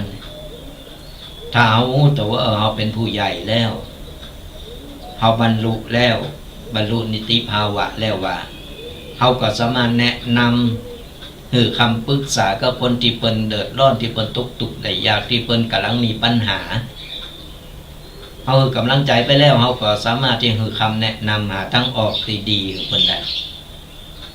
บางครั้งเนี่ยคนเฮาเนี่ยบาตกตาไผ่ไปก็บอกหูมันก็เลยตันไปหมดเลยหาทางออกบ่ได้ที่เป็นกำกึดอยู่หันลองเฮาเฮาอยู่ตั้งนอกเฮาหูเฮาหันเฮาหูแล้วว่าสมควรจะเอาอย่างใดหรือว่าประสบการณ์เฮามีอยู่ที่ผ่านมาแล้วเฮาก็สามารถแนะนำเปิ้นว่าคำแนะนำกันได้ตามมีหน้าพอหน้าบ่หันแต่คนอื่นเปิ้นพอหันเฮาก็สามารถแนะนำความช่วยเหลือกันได้นี่เป็นกำลังใจคำแนะนำกันข้อที่7ให้โอกาสโอกาสในเมื่อมีโอกาสหันเปิ้นที่ว่าด้อยโอกาสอยู่เฮาก็สามารถช่วยเหลือเพิ่นได้เฮาโอกาสเพิ่นบางครั้งเพิ่นทำผิดเฮาก็โอกาสเพิ่นอันนี้ครั้งแรกโอกาสเนอะกับทีหลังก็จะไปทำเนอะอันนี้เพิ่นกำลังหาทางออกบ่ได้โดยการว่าบ่มีงานทำก็บ่ฮู้จะไปเยะหยังนำใดเอามีอย่างอันไปช่วยอันทำนี่เนาะได้อย่าแบ่งอย่าปันใจเป็นการโอกาสซึ่งกันและกันคนเฮามันมีขึ้นมีลงเหมือนกันสดาญาติอยู่โอกาสกันไปไม่ใจไปช่วยโอกาสช่วยโอกาสนี่มันวัตถุต้องตามทำนองของธรรมแต่ก็เฮาโอกาสเฮามีโอกาสเฮาได้บุญได้กุศลโดยได้ช่วยเหลือคนตัวข้อต่อไปข้อที่8ให้ความไว้วางใจเนี่ยไว้วางใจอย่างไรในเมื่อเราจะมีตำแหน่งใหญ่สูง เขาจะมีตำแหน่งอะไรยังก็ตามหรือว่าเป็นผู้ใหญ่ธรรมดาเขานี่ก็ได้เป็นคนเฒ่าคนแก่เป็นพ่ออุ้ยแม่อุ้ยเขาต้องมือเขาความไว้วางใจกับเรากับผู้ที่ด้อยกว่าเปิ้นก็จะได้เคารพนับถือเปิ้นก็จะได้ไว้อกวางใจมีอย่างเปิ้นก็จะได้มาปรึกษาหาหรือมาขอคำแนะนำก็เราเป็นคนเฒ่าศอกกอกเจ้าแก้วแรงแก้วเมามาก็เตะฝุ่นเตะดินไปตามบ้านตามจ้องขึ้นบ้านเหนือลองบ้านใต้เอะอะอุเวกโวยวายนี่เจอถือบ่ได้เปิ้นฮ้องแก่แล้วแก่เลยแก่รอวันตายบ่มีประโยชน์เฮาในเมื่อเฮาเป็นคนใหญ่แล้วเป็นผู้ใหญ่แล้วเฮาก็สามารถแนะนำลูกหลานเฮาให้ความไว้วางใจกับละเอ็กละอ่อนพ่อแม่เหมือนกันพ่อแม่ก็สามารถที่ว่าให้ความไว้วางใจกับลูกได้เวลาลูกมีปัญหาอะไรอย่างเกิดผิดพลาดอย่างขึ้นมาลูกก็จะกล้าที่จะมาปรึกษามาขอคำแนะนำจากเฮาได้ลองพ่อแม่ปฏิบัติแบบนี้ลูกหลานก็ประกาศที่จะมีอะไรอย่างก็ประกาศที่จะมาบ่มาปรึกษาสุดท้ายมามันก็บรรลัยไปอย่างเดียวเพราะอย่างมันก็มีการเลิกการลาเนี่ยข้อที่เก่าใช้คำพูดที่ไพเราะเปิ่นห้องว่า เปิ่นห้องว่าใจกรรมของคนไม่ใช่ไปหวานจนเกินเหตุหวานสีแสงไพเราะในที่นี้ก็ว่าหือไผเดือดร้อนว่าสร้างความลำบากใจหือไผว่าไปกระทบกระทั่งไผ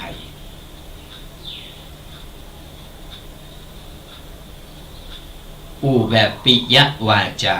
เนี่ยแบบสั่งสรรค์เป็นการเป็นงานในเรื่องตีว่าทำหือตึงเปิ้นตึงเฮาเนี่ยบะเดิดรอดกันเป็นห้องปิยวาจาแบบไพเราะเพาะพิ้งบ่ใจไปเป็นน้ำอ้อยน้ำตาลหวานไปถึงแผ่วพดแผ่วน้ำผึ้ง อันมันก็เกินเหตุไปบางคนก็ปากหวานก้นเปรี้ยวเนี่ยน้ำผึ้งผสมมะนาวเนี่ยมันการการจ่าคือไพเราะเพาะพิ้งแบบปิยวาจาโดยการตีว่าบ่ไปเสแสงบ่ไปทิ่มแทงบ่ไปเสียดสีไผไปสร้างความเดือดร้อนยังมือไผเป็นอยู่ในศีลในธรรมบ่ไปลามกจกกับเปรตอะไรอย่างกับไผนี่เพิ่นฮ้องว่าใช้คำพูดให้ไพเราะในข้อที่เก่าข้อที่10สุดท้ายคือความสำคัญอย่างไรในเมื่อไผก็ตามที่เปิ้นมาปรึกษามามาขอคำปรึกษาขอคำแนะนำอย่างก็ตามเฮาก็ต้องความสำคัญกับเปิ้นเฮาเข้าใจว่ายกตนข่มทันไผที่เข้ามาในชีวิตของเฮามาโผพันอยู่ในชีวิตของเฮาต้องให้ความสำคัญกับคนนั้นตัวบ่ใจหือเปิ้นมาหือความสำคัญกับเฮาคนเดียวต่างคนต่างหือความสำคัญซึ่งกันและกันเป็นโหงเป็นใยกันมีหยังจากันสารทุกข์สุขดิบถามไถ่กันหือความสำคัญของแต่ละบุคคลเปิ้นฮ้องว่าเป็นคนมีมารยาทบ่ใจไปยกตนข่มทันเฮาใหญ่กว่าเฮาเด่นกว่าเฮาดีกว่าโดยที่หาคนอื่นด้อยกว่าตัวเก่าบ่ฮือความสำคัญเปิ้นมันก็บ่ถูกก็ถึงบอกว่าผู้คนมีดีเหมือนกันหมดแต่มันอยู่ที่ว่าจังหวะและโอกาสเปิ้นจะแสดงออกหรือบ่แสดงออกหรือ เปิ้นจะย่อมบ่ฮู้โตเปิ้นแต่ว่าเปิ้นได้มีความดีมีความสามารถอะไรอย่างใดนี่มันรอที่จังหวะและโอกาสเพราะฉะนั้นเราต้องให้ความสำคัญซึ่งกันและกันเป็นการให้เกียรติซึ่งกันและกันนั่นเอง 10 อย่างเนี่ยตีอู่มาสดาญาติโยมทั้งหลายยิ่งให้ออกไปก็ยิ่งได้รับกลับมาเพราะว่าจะหือรอยยิ้มเอายิ้มหือเปิ้นก็ยิ้มเอายิ้มตอบมาเอาหือความหักกับเปิ้นก็หือความหักกับเฮาหือความเมตตากับเปิ้นก็หือความเมตตาปีกมาเฮาหืออภัยเกินไปขอโทษขอโพยกันไปเปิ้นก็อภัยหือเฮาหือกำลังใจเปิ้นก็หือกำลังใจเฮาหือคำแนะนำเปิ้นก็ดีอกดีใจบางทีเฮาก็ต้องไปขอคำแนะนำจากเปิ้นเหมือนกันบางสิ่งบางอย่างมันต้องเอาลุ่มอร่วยช่วยเหลือกันไปเฮาหือโอกาสเปิ้นในครั้งนี้ต่อไปเปิ้นก็หือโอกาสเฮามันบ่แน่บ่นอนโลกนี้มันบ่มีอะไรอย่างเต่งแต้แน่นอนเฮาหือความไว้วางใจกับเปิ้นเฮาก็จะได้ความไว้วางใจปีกคืนมาในเมื่อเฮาอู่ดีกับเปิ้นน่ะพูดให้ไพเราะเนี่ยอู่ดีจ้าหวานกับเปิ้นก็จะอู่ดีก็ใจว่าเฮาไปอู่ดีก็เปิ้นโศกเปิ้นด่าเฮาปีกมามันบ่ใจอันนั้นมันก็เป็นการทะเลาะเบาแวกกันไปแล้วเราคือความสำคัญกับเปิ้นก็คือความสำคัญเขา10 อย่าง 10 ประการตีอู่ออกไปในศรัทธาญาติโยมทั้งหลายก็ลองนำไปใจกันเป็นการหือโดยที่บ่ต้องใจเงินใจทองมันอยู่ในโตของเฮานี่หมดอยู่ที่ว่าเฮาจะทำหรือบ่ทำเท่านั้นก็ฝากเป็นข้อคิดปกิณกะศรัทธาญาติโยมได้ลองนำไปคิดไปปรับใจกันลองมาปรับมาเปลี่ยนกันใหม่ว่าได้ฟังธรรมะแล้วเราลองเอาไปใจพอแล้วแล้วก็จะมีความสุขนะมีความสุขอย่างไรเอาหันไหนเราเป็นยิ้มกันเป็นอู่โมนกันเป็นมีอย่างช่วยเหลือสมัครสมัคคีกันมันโมนมันโมนอยู่แล้วมีความสุขชีวิตเราก็ยืดยาวไปได้เพราะอย่างเฮามีกำลังใจในชีวิตมีกำลังใจว่าเฮาบ่งอมบ่เหงาลองไปคนขี่โซขี่เกตปากบัดดีปากง่ายไปมันเข้าใกล้หรอกแปลงหน้างิดหน้างอเหมือนปากนั่นน่ะเพิ่นว่านะ คนสมัยก่อนเพิ่นว่าแปลงหน้ายังงออยู่กับปาก มันก็บ่มีไผเข้าอีกกล้ามาคบกล้ามาอู่มาก่อนเฮามี10 อย่างที่ว่าไปแล้วเฮาก็จะมีความสุขเฮาจะมีเปิ้นฝูงเข้ามาหนักเฮาก็จะมั่งงอมบ่เหงายิ่งคนเฒ่าสมัยบัดเดียวลูกอยู่กับบ้านก็จองเพราะลูกหลานนี่ไปทำมาหากินกันต่างจังหวัดพ้องตีไก่พ้องก็เลยงอมเลยเหงาอยู่กับบ้านก็จอง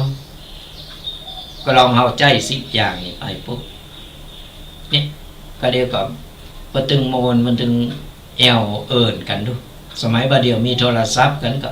คนเฒ่าบัดเดียวก็มันใจว่าบัดตั้นสมัยนะสนาญาติโยมคนเฒ่าสมัยบัดเดียวเพิ่นมีโทรศัพท์กันดูเพิ่นพกโทรศัพท์กันตัวนะเพิ่นฟังโทรศัพท์กันว่าฮัลโหลอยู่ตังใดเนี่ย เห็นเสียงไปหน่อยกินข้าวแล้วกานะเป็นว่าสามารถโทรติดต่อกันได้คนเฒ่าไว้หน่อยก็เอาแบบไม่ต้องเอาสไลด์เอาแบบกดปุ่มเนี่ยไปมาอย่างที่บ้านเหมือนกันเนี่ยตอนนี้โยมแม่ตุนี่อยู่คนเดียวที่บ้านศรัทธาญาติโยมทั้งหลายอายุ84นะแต่เปิ้นบ่งอมเพราะอะไรอย่างเปิ้นอยู่คนเดียวเปิ้นตุปีก็อยู่วัดเปิ้นก็อยู่ที่บ้านเปิ้นคนเดียวเปิ้นแต่เปิ้นบ่งอมเพราะเปิ้นมีเปิ้นฝูงอยู่เปิ้นมีเปิ้นคนเฒ่าคนแก่พี่น้องทั้งบ้านนี่แหละเปิ้นมาทำกิจกรรมกับที่บ้านกิจกรรมอะไรอย่างก็ตุปีก็ลงทุนหรือเปิ้นโกยแม่เปิ้นงอมเนาะโกโยมแม่เปิ้นงอมก็ลงทุนหรือเปิ้นซื้อผ้ามาแล้วก็ หรือเป็นใน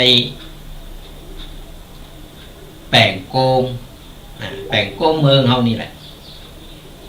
ประเดี๋ยวนี้เปิ้นนั่งแปลงกันอยู่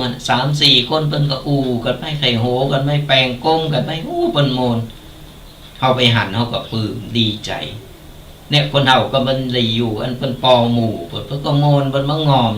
ก็ไปว่างๆมาทางเพมาทางตะปูนก็แวะเข้าไปเอาพอได้กิจกรรมในบ้านนั่นนะหมู่สวนี่เปิ้นแปลงก้มว่ะ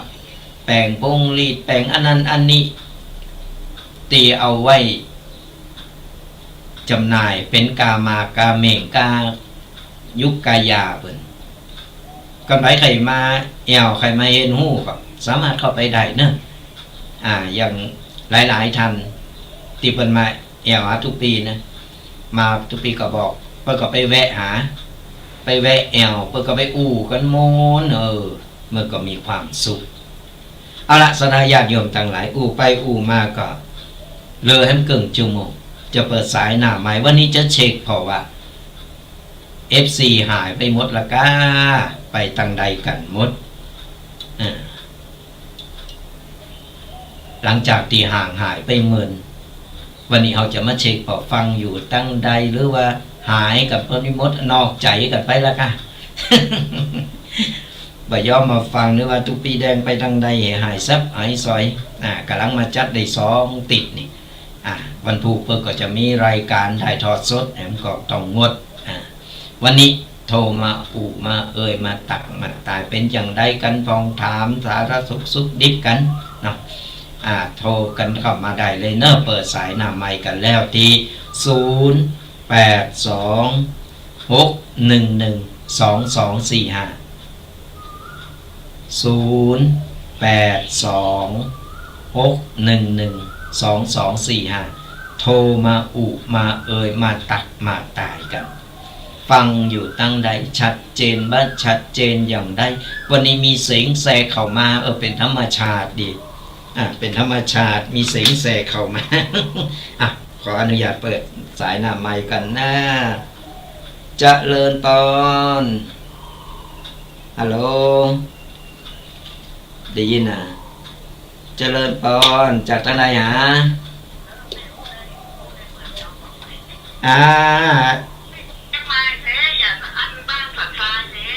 ฟังอยู่สันทรายเป็นได้วันนี้อากาศหนาวเนาะ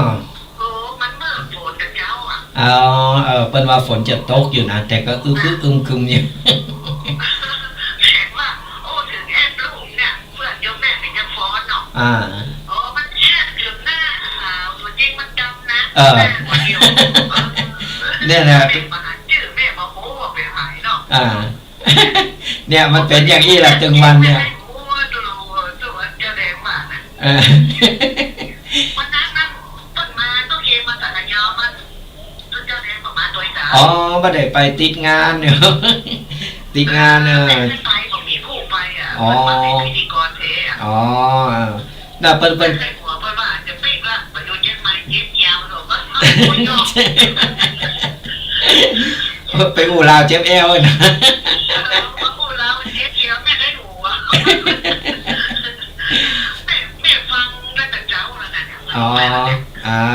ฟังชัดเจนดีเนาะชัดเจนเจ้าฝ่ายหญิงนี่นะชัดเจนจะมีวันช่วงนี้จะมีเสียงแทรกหน่อยนะมีเสียงนกเสียงกาห้องนะบ้านแม่ก็มีนกเขาควายนกพิราบของกูอยู่หลังวิหารน่ะนะนกที่ไหนดิไม่เหมือนนกบ้านแม่มีนกเขาน้อยนกเขาควายเนี่ยธรรมชาติดี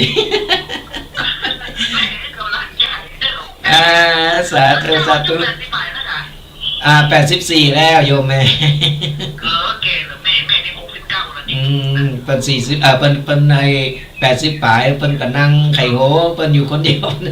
เป็นมีเจ้าหมู่อยู่โต้ยเป็นโมยพี่โยมแม่นะลูกมันยอมซื้อโทรศัพท์รุ่นใหม่มาฝากประเดี๋ยวที่มันขี่ล้อลูกโยมแม่ขี่รถแต่โทรศัพท์เก่าเพิ่นว่าแม่ให้หัวนะคน70ปลายแล้วลูกเพิ่นกลัวไปโกนไปเลยใจสาธุบุญรักษาเนอะ สันทรายมาแล้วอาจารย์เลยโทรมาใหม่เนอะแต่เจ้าสายรุดไปละโทรกันเข้ามา0826112245โทรมามาเอ่ยกัน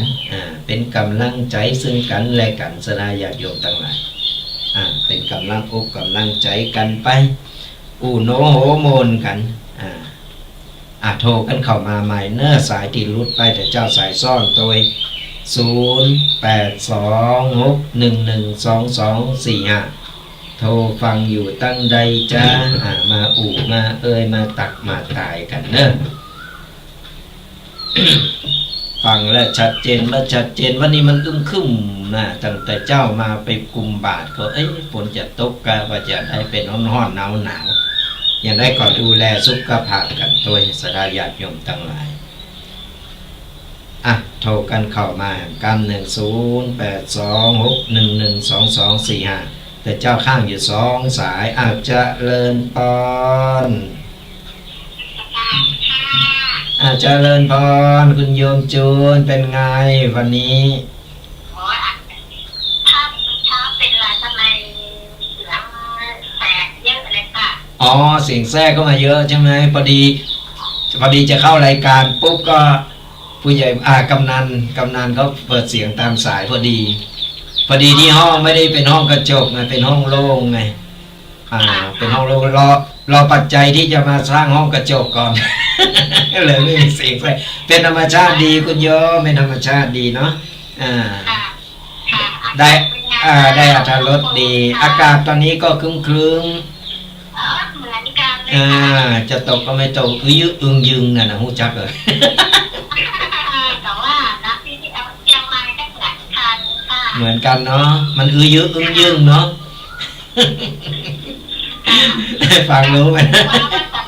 ไปพอไปกล้าโตเพราะว่าท่านเข้ารายการเนาะก็ได้ว่าเสียงแสกมันรู้อะไรคืออะไรอย่างนี้เสียงมันแทรกเข้ามาไปไม่มาเปิดตอน9 โมงนะคะตอนนี้ก็มีเสียงนกด้วยเป็นธรรมชาติ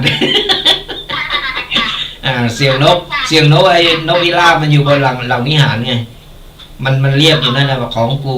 กูอยู่นั่นน่ะเป็นกำลังใจซึ่งกันและกันนะบุญรักษาดูแลสุขภาพด้วยสาธุเจริญพรข้างกันตีพระเจ้าโทรมาข้างกันอยู่ก็โทรกันเข้ามาเนอะ0826112245เป็นกำลังอกกำลังใจกันอย่างที่บอกจะได้ญาติโยมทั้งหลายว่าเสียงมันแทรกเข้าไปเสียงมันแทรกเพราะว่าเป็นห้องโล่งเนาะเป็นห้องโล่งยังไม่ได้แปลงห้องกระจกไม่ได้เป็นห้องเก็บเสียงเป็นธรรมชาติเลยก่อนไปได้พอตั้งไอ้ Facebook ตั้งช่อง YouTube นี่ก็จะหันบรรยากาศลงก็ประคับกับประคองกันไปอันใดที่เราค่อยๆปรับปรุงกันไปแก้ไขกันไปเนาะก็ฝากกันด้วยกับรายการวาทธรรมกำยองกับตุเจ้ายองป่าซางวันนี้ฉายเดียววันพุธก่อนบัดติดวันพุธเพิ่นแจ้งมาว่าวันพุธนี้ทางสถานีวิทยุไฟหินเพิ่นจะมีจัดถ่ายทอดสดเพิ่นติดงานอยู่ก็ต้องงดไปก็ทุกๆวันเสาร์วันติดกับรายการวาทธรรมกับตุเจ้ายองป่าซาง2 รูป 2 ตนตุปีแดงวัดบักกอแล้วก็ตุปีเควัดสปุงน้อยก็สลับซับเป็นนำปกิณกะต่างๆมามาเอ่ยกันโทรกันเข้ามาเนอะยังมีเวลาอยู่สถาญาติโยมทั้งหลาย0826112245มามาเอ่ยมาตักมาตายฟังอยู่ตั้งใดชัดเจนว่าชัดเจนอย่างไรวันนี้ FC เอาหายไปนะวันนี้ปกตินี่จะเป็นสายแหลกตลอดเลยโยมแม่สารกลางนี่นะเป็นไปจังใดฟังอยู่หรือว่าอมยิ้มอยู่ตั้งฐานีกับโมโหเนอะอมยิ้มฟังอยู่ข้างวิทยุอันนี้ลองพอแล้วจะตักก่อน ตักตายแล้วเนอะโทรกันเข้ามาฟังแล้วก็โทรมามาเอ่ยกันหลังจากวันนั้น บ่ได้มาจัดรายการเปิ้นตักเข้ามาเปิ้นจิเข้ามาแล้วติ้งเฮามาพอเป็นเบอร์โทรของโยมแม่สารกลางเขาลองโทรไปทำเป็นมหักนะงอนนะ ตอนนี้มาตักตายละมาง้อแล้วเนอะโทรกันเข้ามาก่อนฟังอยู่ก็แสดงโตตัวเนอะจะไปซุ่มอยู่นะหลักอมยิ้มฟังวิทยุอมยิ้มอยู่ฮะเป็นกำลังใจกันไปสระญาติโยมทั้งหลายโทรมามามาฟังกันว่าปัจจัยมาฟังกระตูเจ้าอยู่คนเดียวงับนับเตอยู่คนเดียวเนี่ยไข่โหอยู่คนเดียว ก็โทรมามากันพออย่างน้อยตูเจ้าก็จะได้บังงอมจะได้บังงอมจะได้ยังมีคนฟังอยู่หรือว่ารับกันไปแล้วก็บอกโอ้เลยดักสอย ยิ้มกันเข้าไว้สระญาติโยมแปลงอารมณ์ให้มันดีแปลงอารมณ์ให้มันดีเพราะว่าเราอยู่ในวัยที่ก่อนเป็นเวลาเป็นวันนี่ก็เปิ้นฮ้องว่าบัดเดียวมันค่อยเข้าไปบ่ายสามนะมันไก่จะตกดินแหละเพราะฉะนั้นทำใจให้สบายจะไปซีเรตจะไปเขตยิงซีเรตเนี่ยอายุยิงสั้นนะยิ้มก็ไหวฟังธรรมะไปไข่โหไปโมนไปชีวิตเรามีความสุขใจชีวิตในบรรปลายชีวิตหนึ่งมีความสุขปล่อยวางหมดกูสิ่งกูอย่างอย่างที่บอกว่าต้องไปโหงว่าต้องไปหวังอะไรอย่างแล้วว่าอันนี้ก็ของกูอันนี้ก็ของกูอันนี้ก็ปัจจัยของไผ่ก็คือเมาว่าต้องไปโหงไปหาว่าต้องไปกังวลมันละปล่อยวางไปแหมหน่อยก็อย่างก็ของกูก็มาอยู่บนหลังวิหารไปนี้หลังโบสถ์หลังวิหารเนี่ยของกูเนี่ยบรรยากาศเนี่ยนะ นกพิราบนกกระแกนี่ก็บินไปบินมาของกูกายอยู่เลยหน้าห้องเนี่ย มันเตือนสติเพราะฉะนั้นแหละสถาญาติโยมเราไม่ต้องไปซีเรียสต้องไปโหไปหาปล่อยบ้างไปเป็นหน้าที่ของลูกของหลานเป็นหน้าที่ของคนกันเราตายไปปุ๊บมันก็เป็นของคนอื่นไปนะสมบัติผัดกันชมมันปัจจัยของเราโดยเต็งแต้แน่นอนวันนี้เป็นของเราวันต่อไปก็เป็นวันเป็นของคนอื่นหู้วันเกิดบ่หู้วันตายเพราะฉะนั้นในวันปลายชีวิตเราเนี่ยทำมาอย่างนึงมันเป็นสิริมงคลก็โตเก่าทำมาอย่างเป็นบุญเป็นกุศลก็โตเก่าทำเปอโตเก่าทำกับคนอื่นทำเปอคนอื่นมาหนักแล้วทำเปอโตเก่าสดาญาติโยม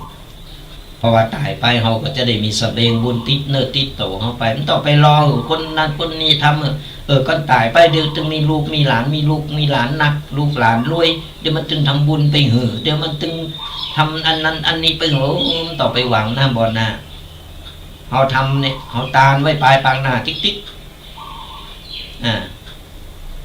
ตานไว้ปลายปางหน้าติ๊กพออย่างเป็นสเสบียงบุญไปรอเขาพูดเขาตายไปเขายังได้กินได้ด้วยตายไปเขาก็ยังได้มีกินเขายังมีตีปึงอัตตาหิอัตโนนาโถตนแลเป็นที่พึ่งของตนเขาทำไปทำเปิดโตกับในบรรปลายชีวิตวันนี้เขานอนรับอยู่วันนี้เขากันอยู่นี่แต่มื้อมาแล้วคืนนอนแล้ววันพูงหัวเขาจะตื่นบางทีก็รับเลยไปก็มีความเป็นความตายมันเส้นยาแดงผ่าแปดสถาญาติมันข้ามภพข้ามชาตินี่นะกำเดียวนั่นมันต้องไปขึ้นเครื่องบินต้องไปตีโตโดนพิเศษอะไรอย่างต่างๆนั่นน่ะความเป็นความตายประมาทบ่ได้นะวันนี้หันกันกำลังหันกันก็จังบัดตั้นข้ามวันตายไปแล้วด้วยเหตุอะไรอย่างก็ตามเนี่ยความเป็นความตายข้ามภพข้ามชาตินี่เชียววินาทีเส้นยาแดงผ่าแปดกันเดียวเนี่ยกำลังนั่งกินก๋วยเตี๋ยวอยู่ลูกจิ้นติดคอแก้นแก้นอักจากเด็กไปแล้วเนี่ยท่านได้สั่งเสมท่านได้สั่งบุญสั่งกุศลอย่างสักอย่างเพื่อนถึงบอกว่าอย่าใช้ชีวิต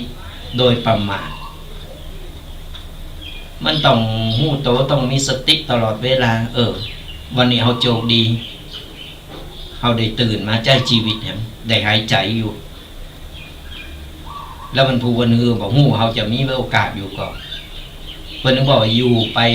ให้เป็นวันต่อวันไม่ใช่อยู่ไปวันมันต่างกันใจชีวิตของแต่ละวันคือดีที่สุดวันนี้เอาทำดีแล้ววันต่อไปวันผูกมาเขามีเวลาอยู่เขามีโอกาสหายใจอยู่ทำดีต่อไปนี่คือวันต่อวันต่อวันต่อวันต่อวันไปเรื่อยๆเพราะอย่างอื่นนี่เขาได้ผ่านมาหมดแล้วเขาปล่อยวางไปเขาได้หู้รสชาติของแต่รสชาติของชีวิตของแต่ละคนเนี่ยมันผ่านกันมาหมดเนี่ยแต่ละชีวิตแต่ละคนมันบ่เหมือนกันแตกต่างกันไปบางคนก็ผ่านมาแบบโชคโชนบางคนก็ผ่านมาโดยราบรื่นมันมาแน่เหมือนนอนกูสิ่งกูอย่างมันก็มีอุปสรรคกับชีวิตทั้งนั้นขนาดดอกกุหลาบที่วางงามสดใสแดงงามอย่างไรก็ตามกว่าหนอนกว่าแมงมันจะผ่านไปได้เมื่อต้องผ่านหนามของดอกกุหลาบแบบสั้นนี่กุหลาบงามยังมีหนามอยู่เพราะฉะนั้นชีวิตคนเรามันก็ต้องมีคลื่นโลกโขนมีอย่างต่างๆนานาไปที่กำลังประสบปัญหากำลังมีปัญหาอยู่ก็ไม่ต้องท้อถือว่ามันเป็นเสี้ยวหนึ่งของชีวิตเป็นรสชาติของชีวิตสุมาภัยก็เราบ่มีประสบการณ์ในชีวิตเฮาก็บ่ฮู้ความเจ็บความปวดความผิดหวังความสมหวังเป็นอย่างไรที่ผ่านมาเป็นประสบการณ์ชีวิตซ้อนของเราได้ฮู้ถึงรสชาติแต่ละอย่างเมื่อเรากินข้าวกินกะแกงอย่างเดียวมันก็มีประโยชน์อย่างก็เรากินไปเราได้เป็นรสชาติอาหารไปหลายๆอย่างมันก็เป็นกันไปเขาก็ได้หูว่าน้ำพริกนี่มันเผ็ดเนาะแกงนี่มันลำเนาะนี่จอประกาศนี่มันลำเนาะ มักนะ มักกินจอประกาศอยู่นะเนี่ยสลาญาติโยมทั้งหลายกูสิ่งกูอย่างมันเป็นรสชาติชีวิตเขาผ่านมาแล้วผ่านมาหมดกูสิ่งกูอย่างแล้วเขาหู้แล้วถึงตอนนี้เขาถึงเวลาที่ต้องปล่อยวางถึงเวลาที่เขาต้องปลงเพราะว่าบรรพชีวิตของเราแล้วเราสามารถที่จะต่อไปนี่ก็เป็นทำเปิดโตเก่าทำเปิดโตเก่าสร้างบุญสร้างกุศลสร้างสเสบียงบุญเอาไว้ในปลายปากหน้าเอาไว้ในมือเราตายไปลูกหลานมันทำไปก็ถือว่าเป็นบุญเป็นกุศลบางคนมันก็ทำวัน2 วันมันก็หายไปข้าง2 ข้างมันก็หายไปแล้วบางคนมันก็ทำตลอดมันก็เป็นคนกตัญญูแต่บางคนก็บัดทำไม่เลยมันก็มีเพราะฉะนั้นมันต้องไปรอต้องไประวังน้ำบอลนะเอาสั่งเอาทำของเขาเองดีที่สุดเนี่ยมีครับก่อนมีก็โทรกันเข้ามาเนอะยังคือเวลาสายหรือ2 สายยังมีเวลาอยู่ก็ตุปีก็จะปูไปเรื่อยๆก็มีตุปีก็จะได้ปิดรายการเดียวจะมีรายการต่อไปสลับซับเปลี่ยนกันฟังธรรมะนั่นแหละสนาญาติโยมฟังธรรมะเอาไว้เพราะอย่างน้อยเนี่ยครูบาอาจารย์แต่ละรูปละตนเพิ่นก็เอาธรรมะปกิณกะต่างๆมามามาเล่าสู่กันฟังเป็นกูเป็นกีมกันไปฟังไปขอโมนไปได้ขอคิดต่างๆนานาเฮาฟังแล้วเฮาก็นำไปปรับใจในชีวิตของแต่ละวันก่อนเฮาก็นำไปปรับใจเลยฟังบัดได้มันก็แบบเกิดประโยชน์อย่างขึ้นมาธรรมะใดๆก็ไร้ค่าถ้าหากท่านไม่นำพาไปปฏิบัติอันใดดีอันใดงามอันใดตีปอเขาจะเอามาแก้ไขเขาก็เอาปากก้อนใกล้เอาไปและก็นำไปปรับใจในชีวิตของเขาก็ฝากศรัทธาญาติโยมกันเอาไว้ในช่วงท้ายรายการนี่ศรัทธาญาติโยมทั้งหลายระหว่างรอสายนี่ก็ขอประชาสัมพันธ์ย้ำกันแห่งกรรมหนึ่งกับงานบุญงานกุศลงานทอดพระป่าสามัคคี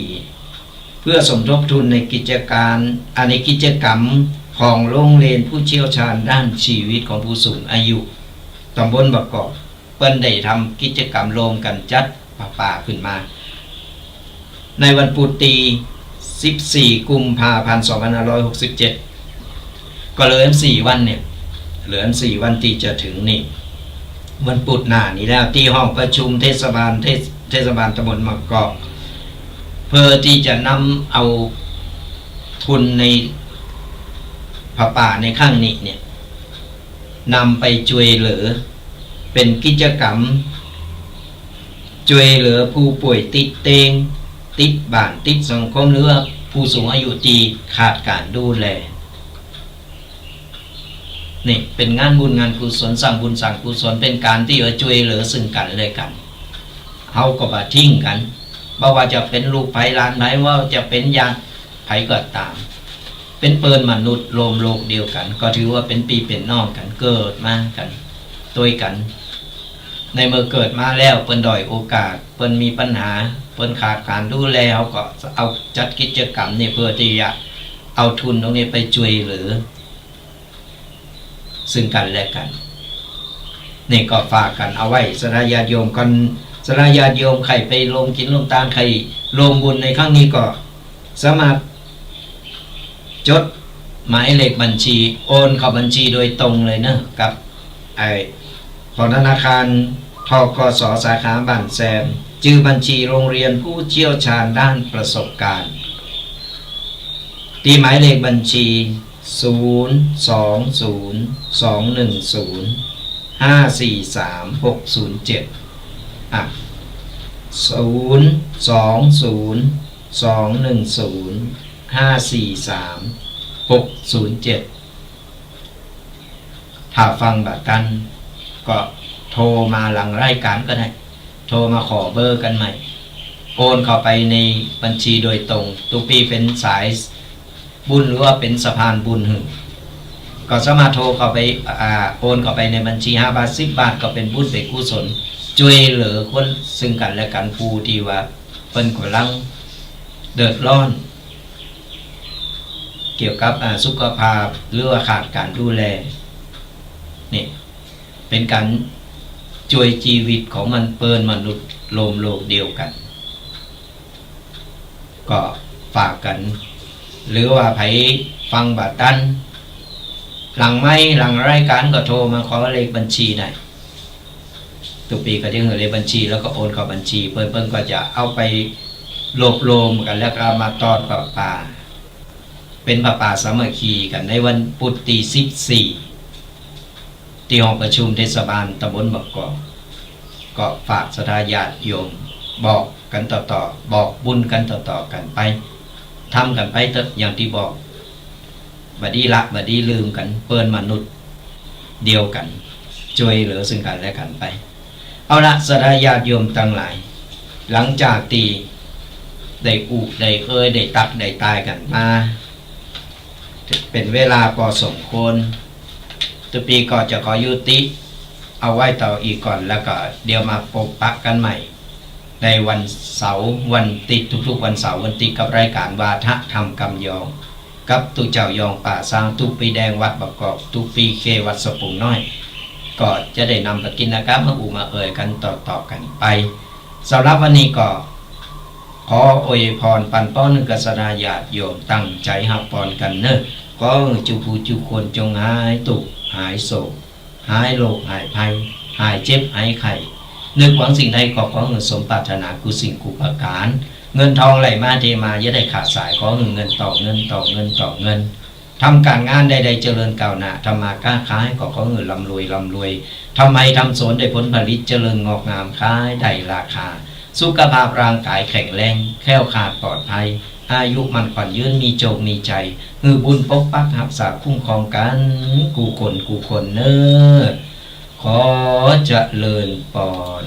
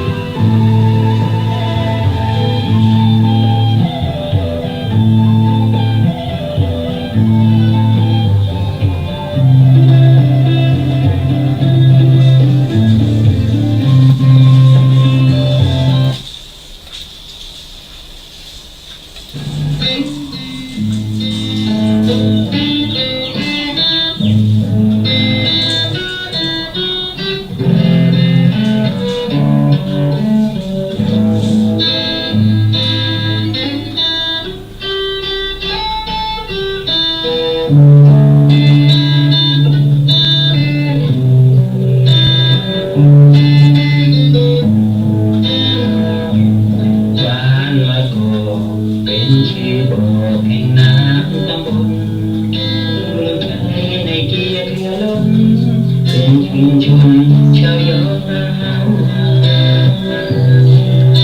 ประวัติ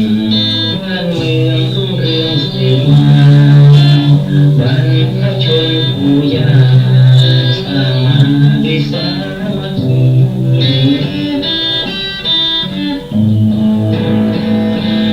ตำนานบอกบ้านมะกอกสร้างแต่โบราณพยายามขัดเขาแสนคำประสานสร้างหมู่บ้านเป็นเมืองยินดีสิ่งเข้าตาร่วมมิตรตรีสร้างมะกอกแผ่นนี้จึงได้มีมาถึงทุกวัน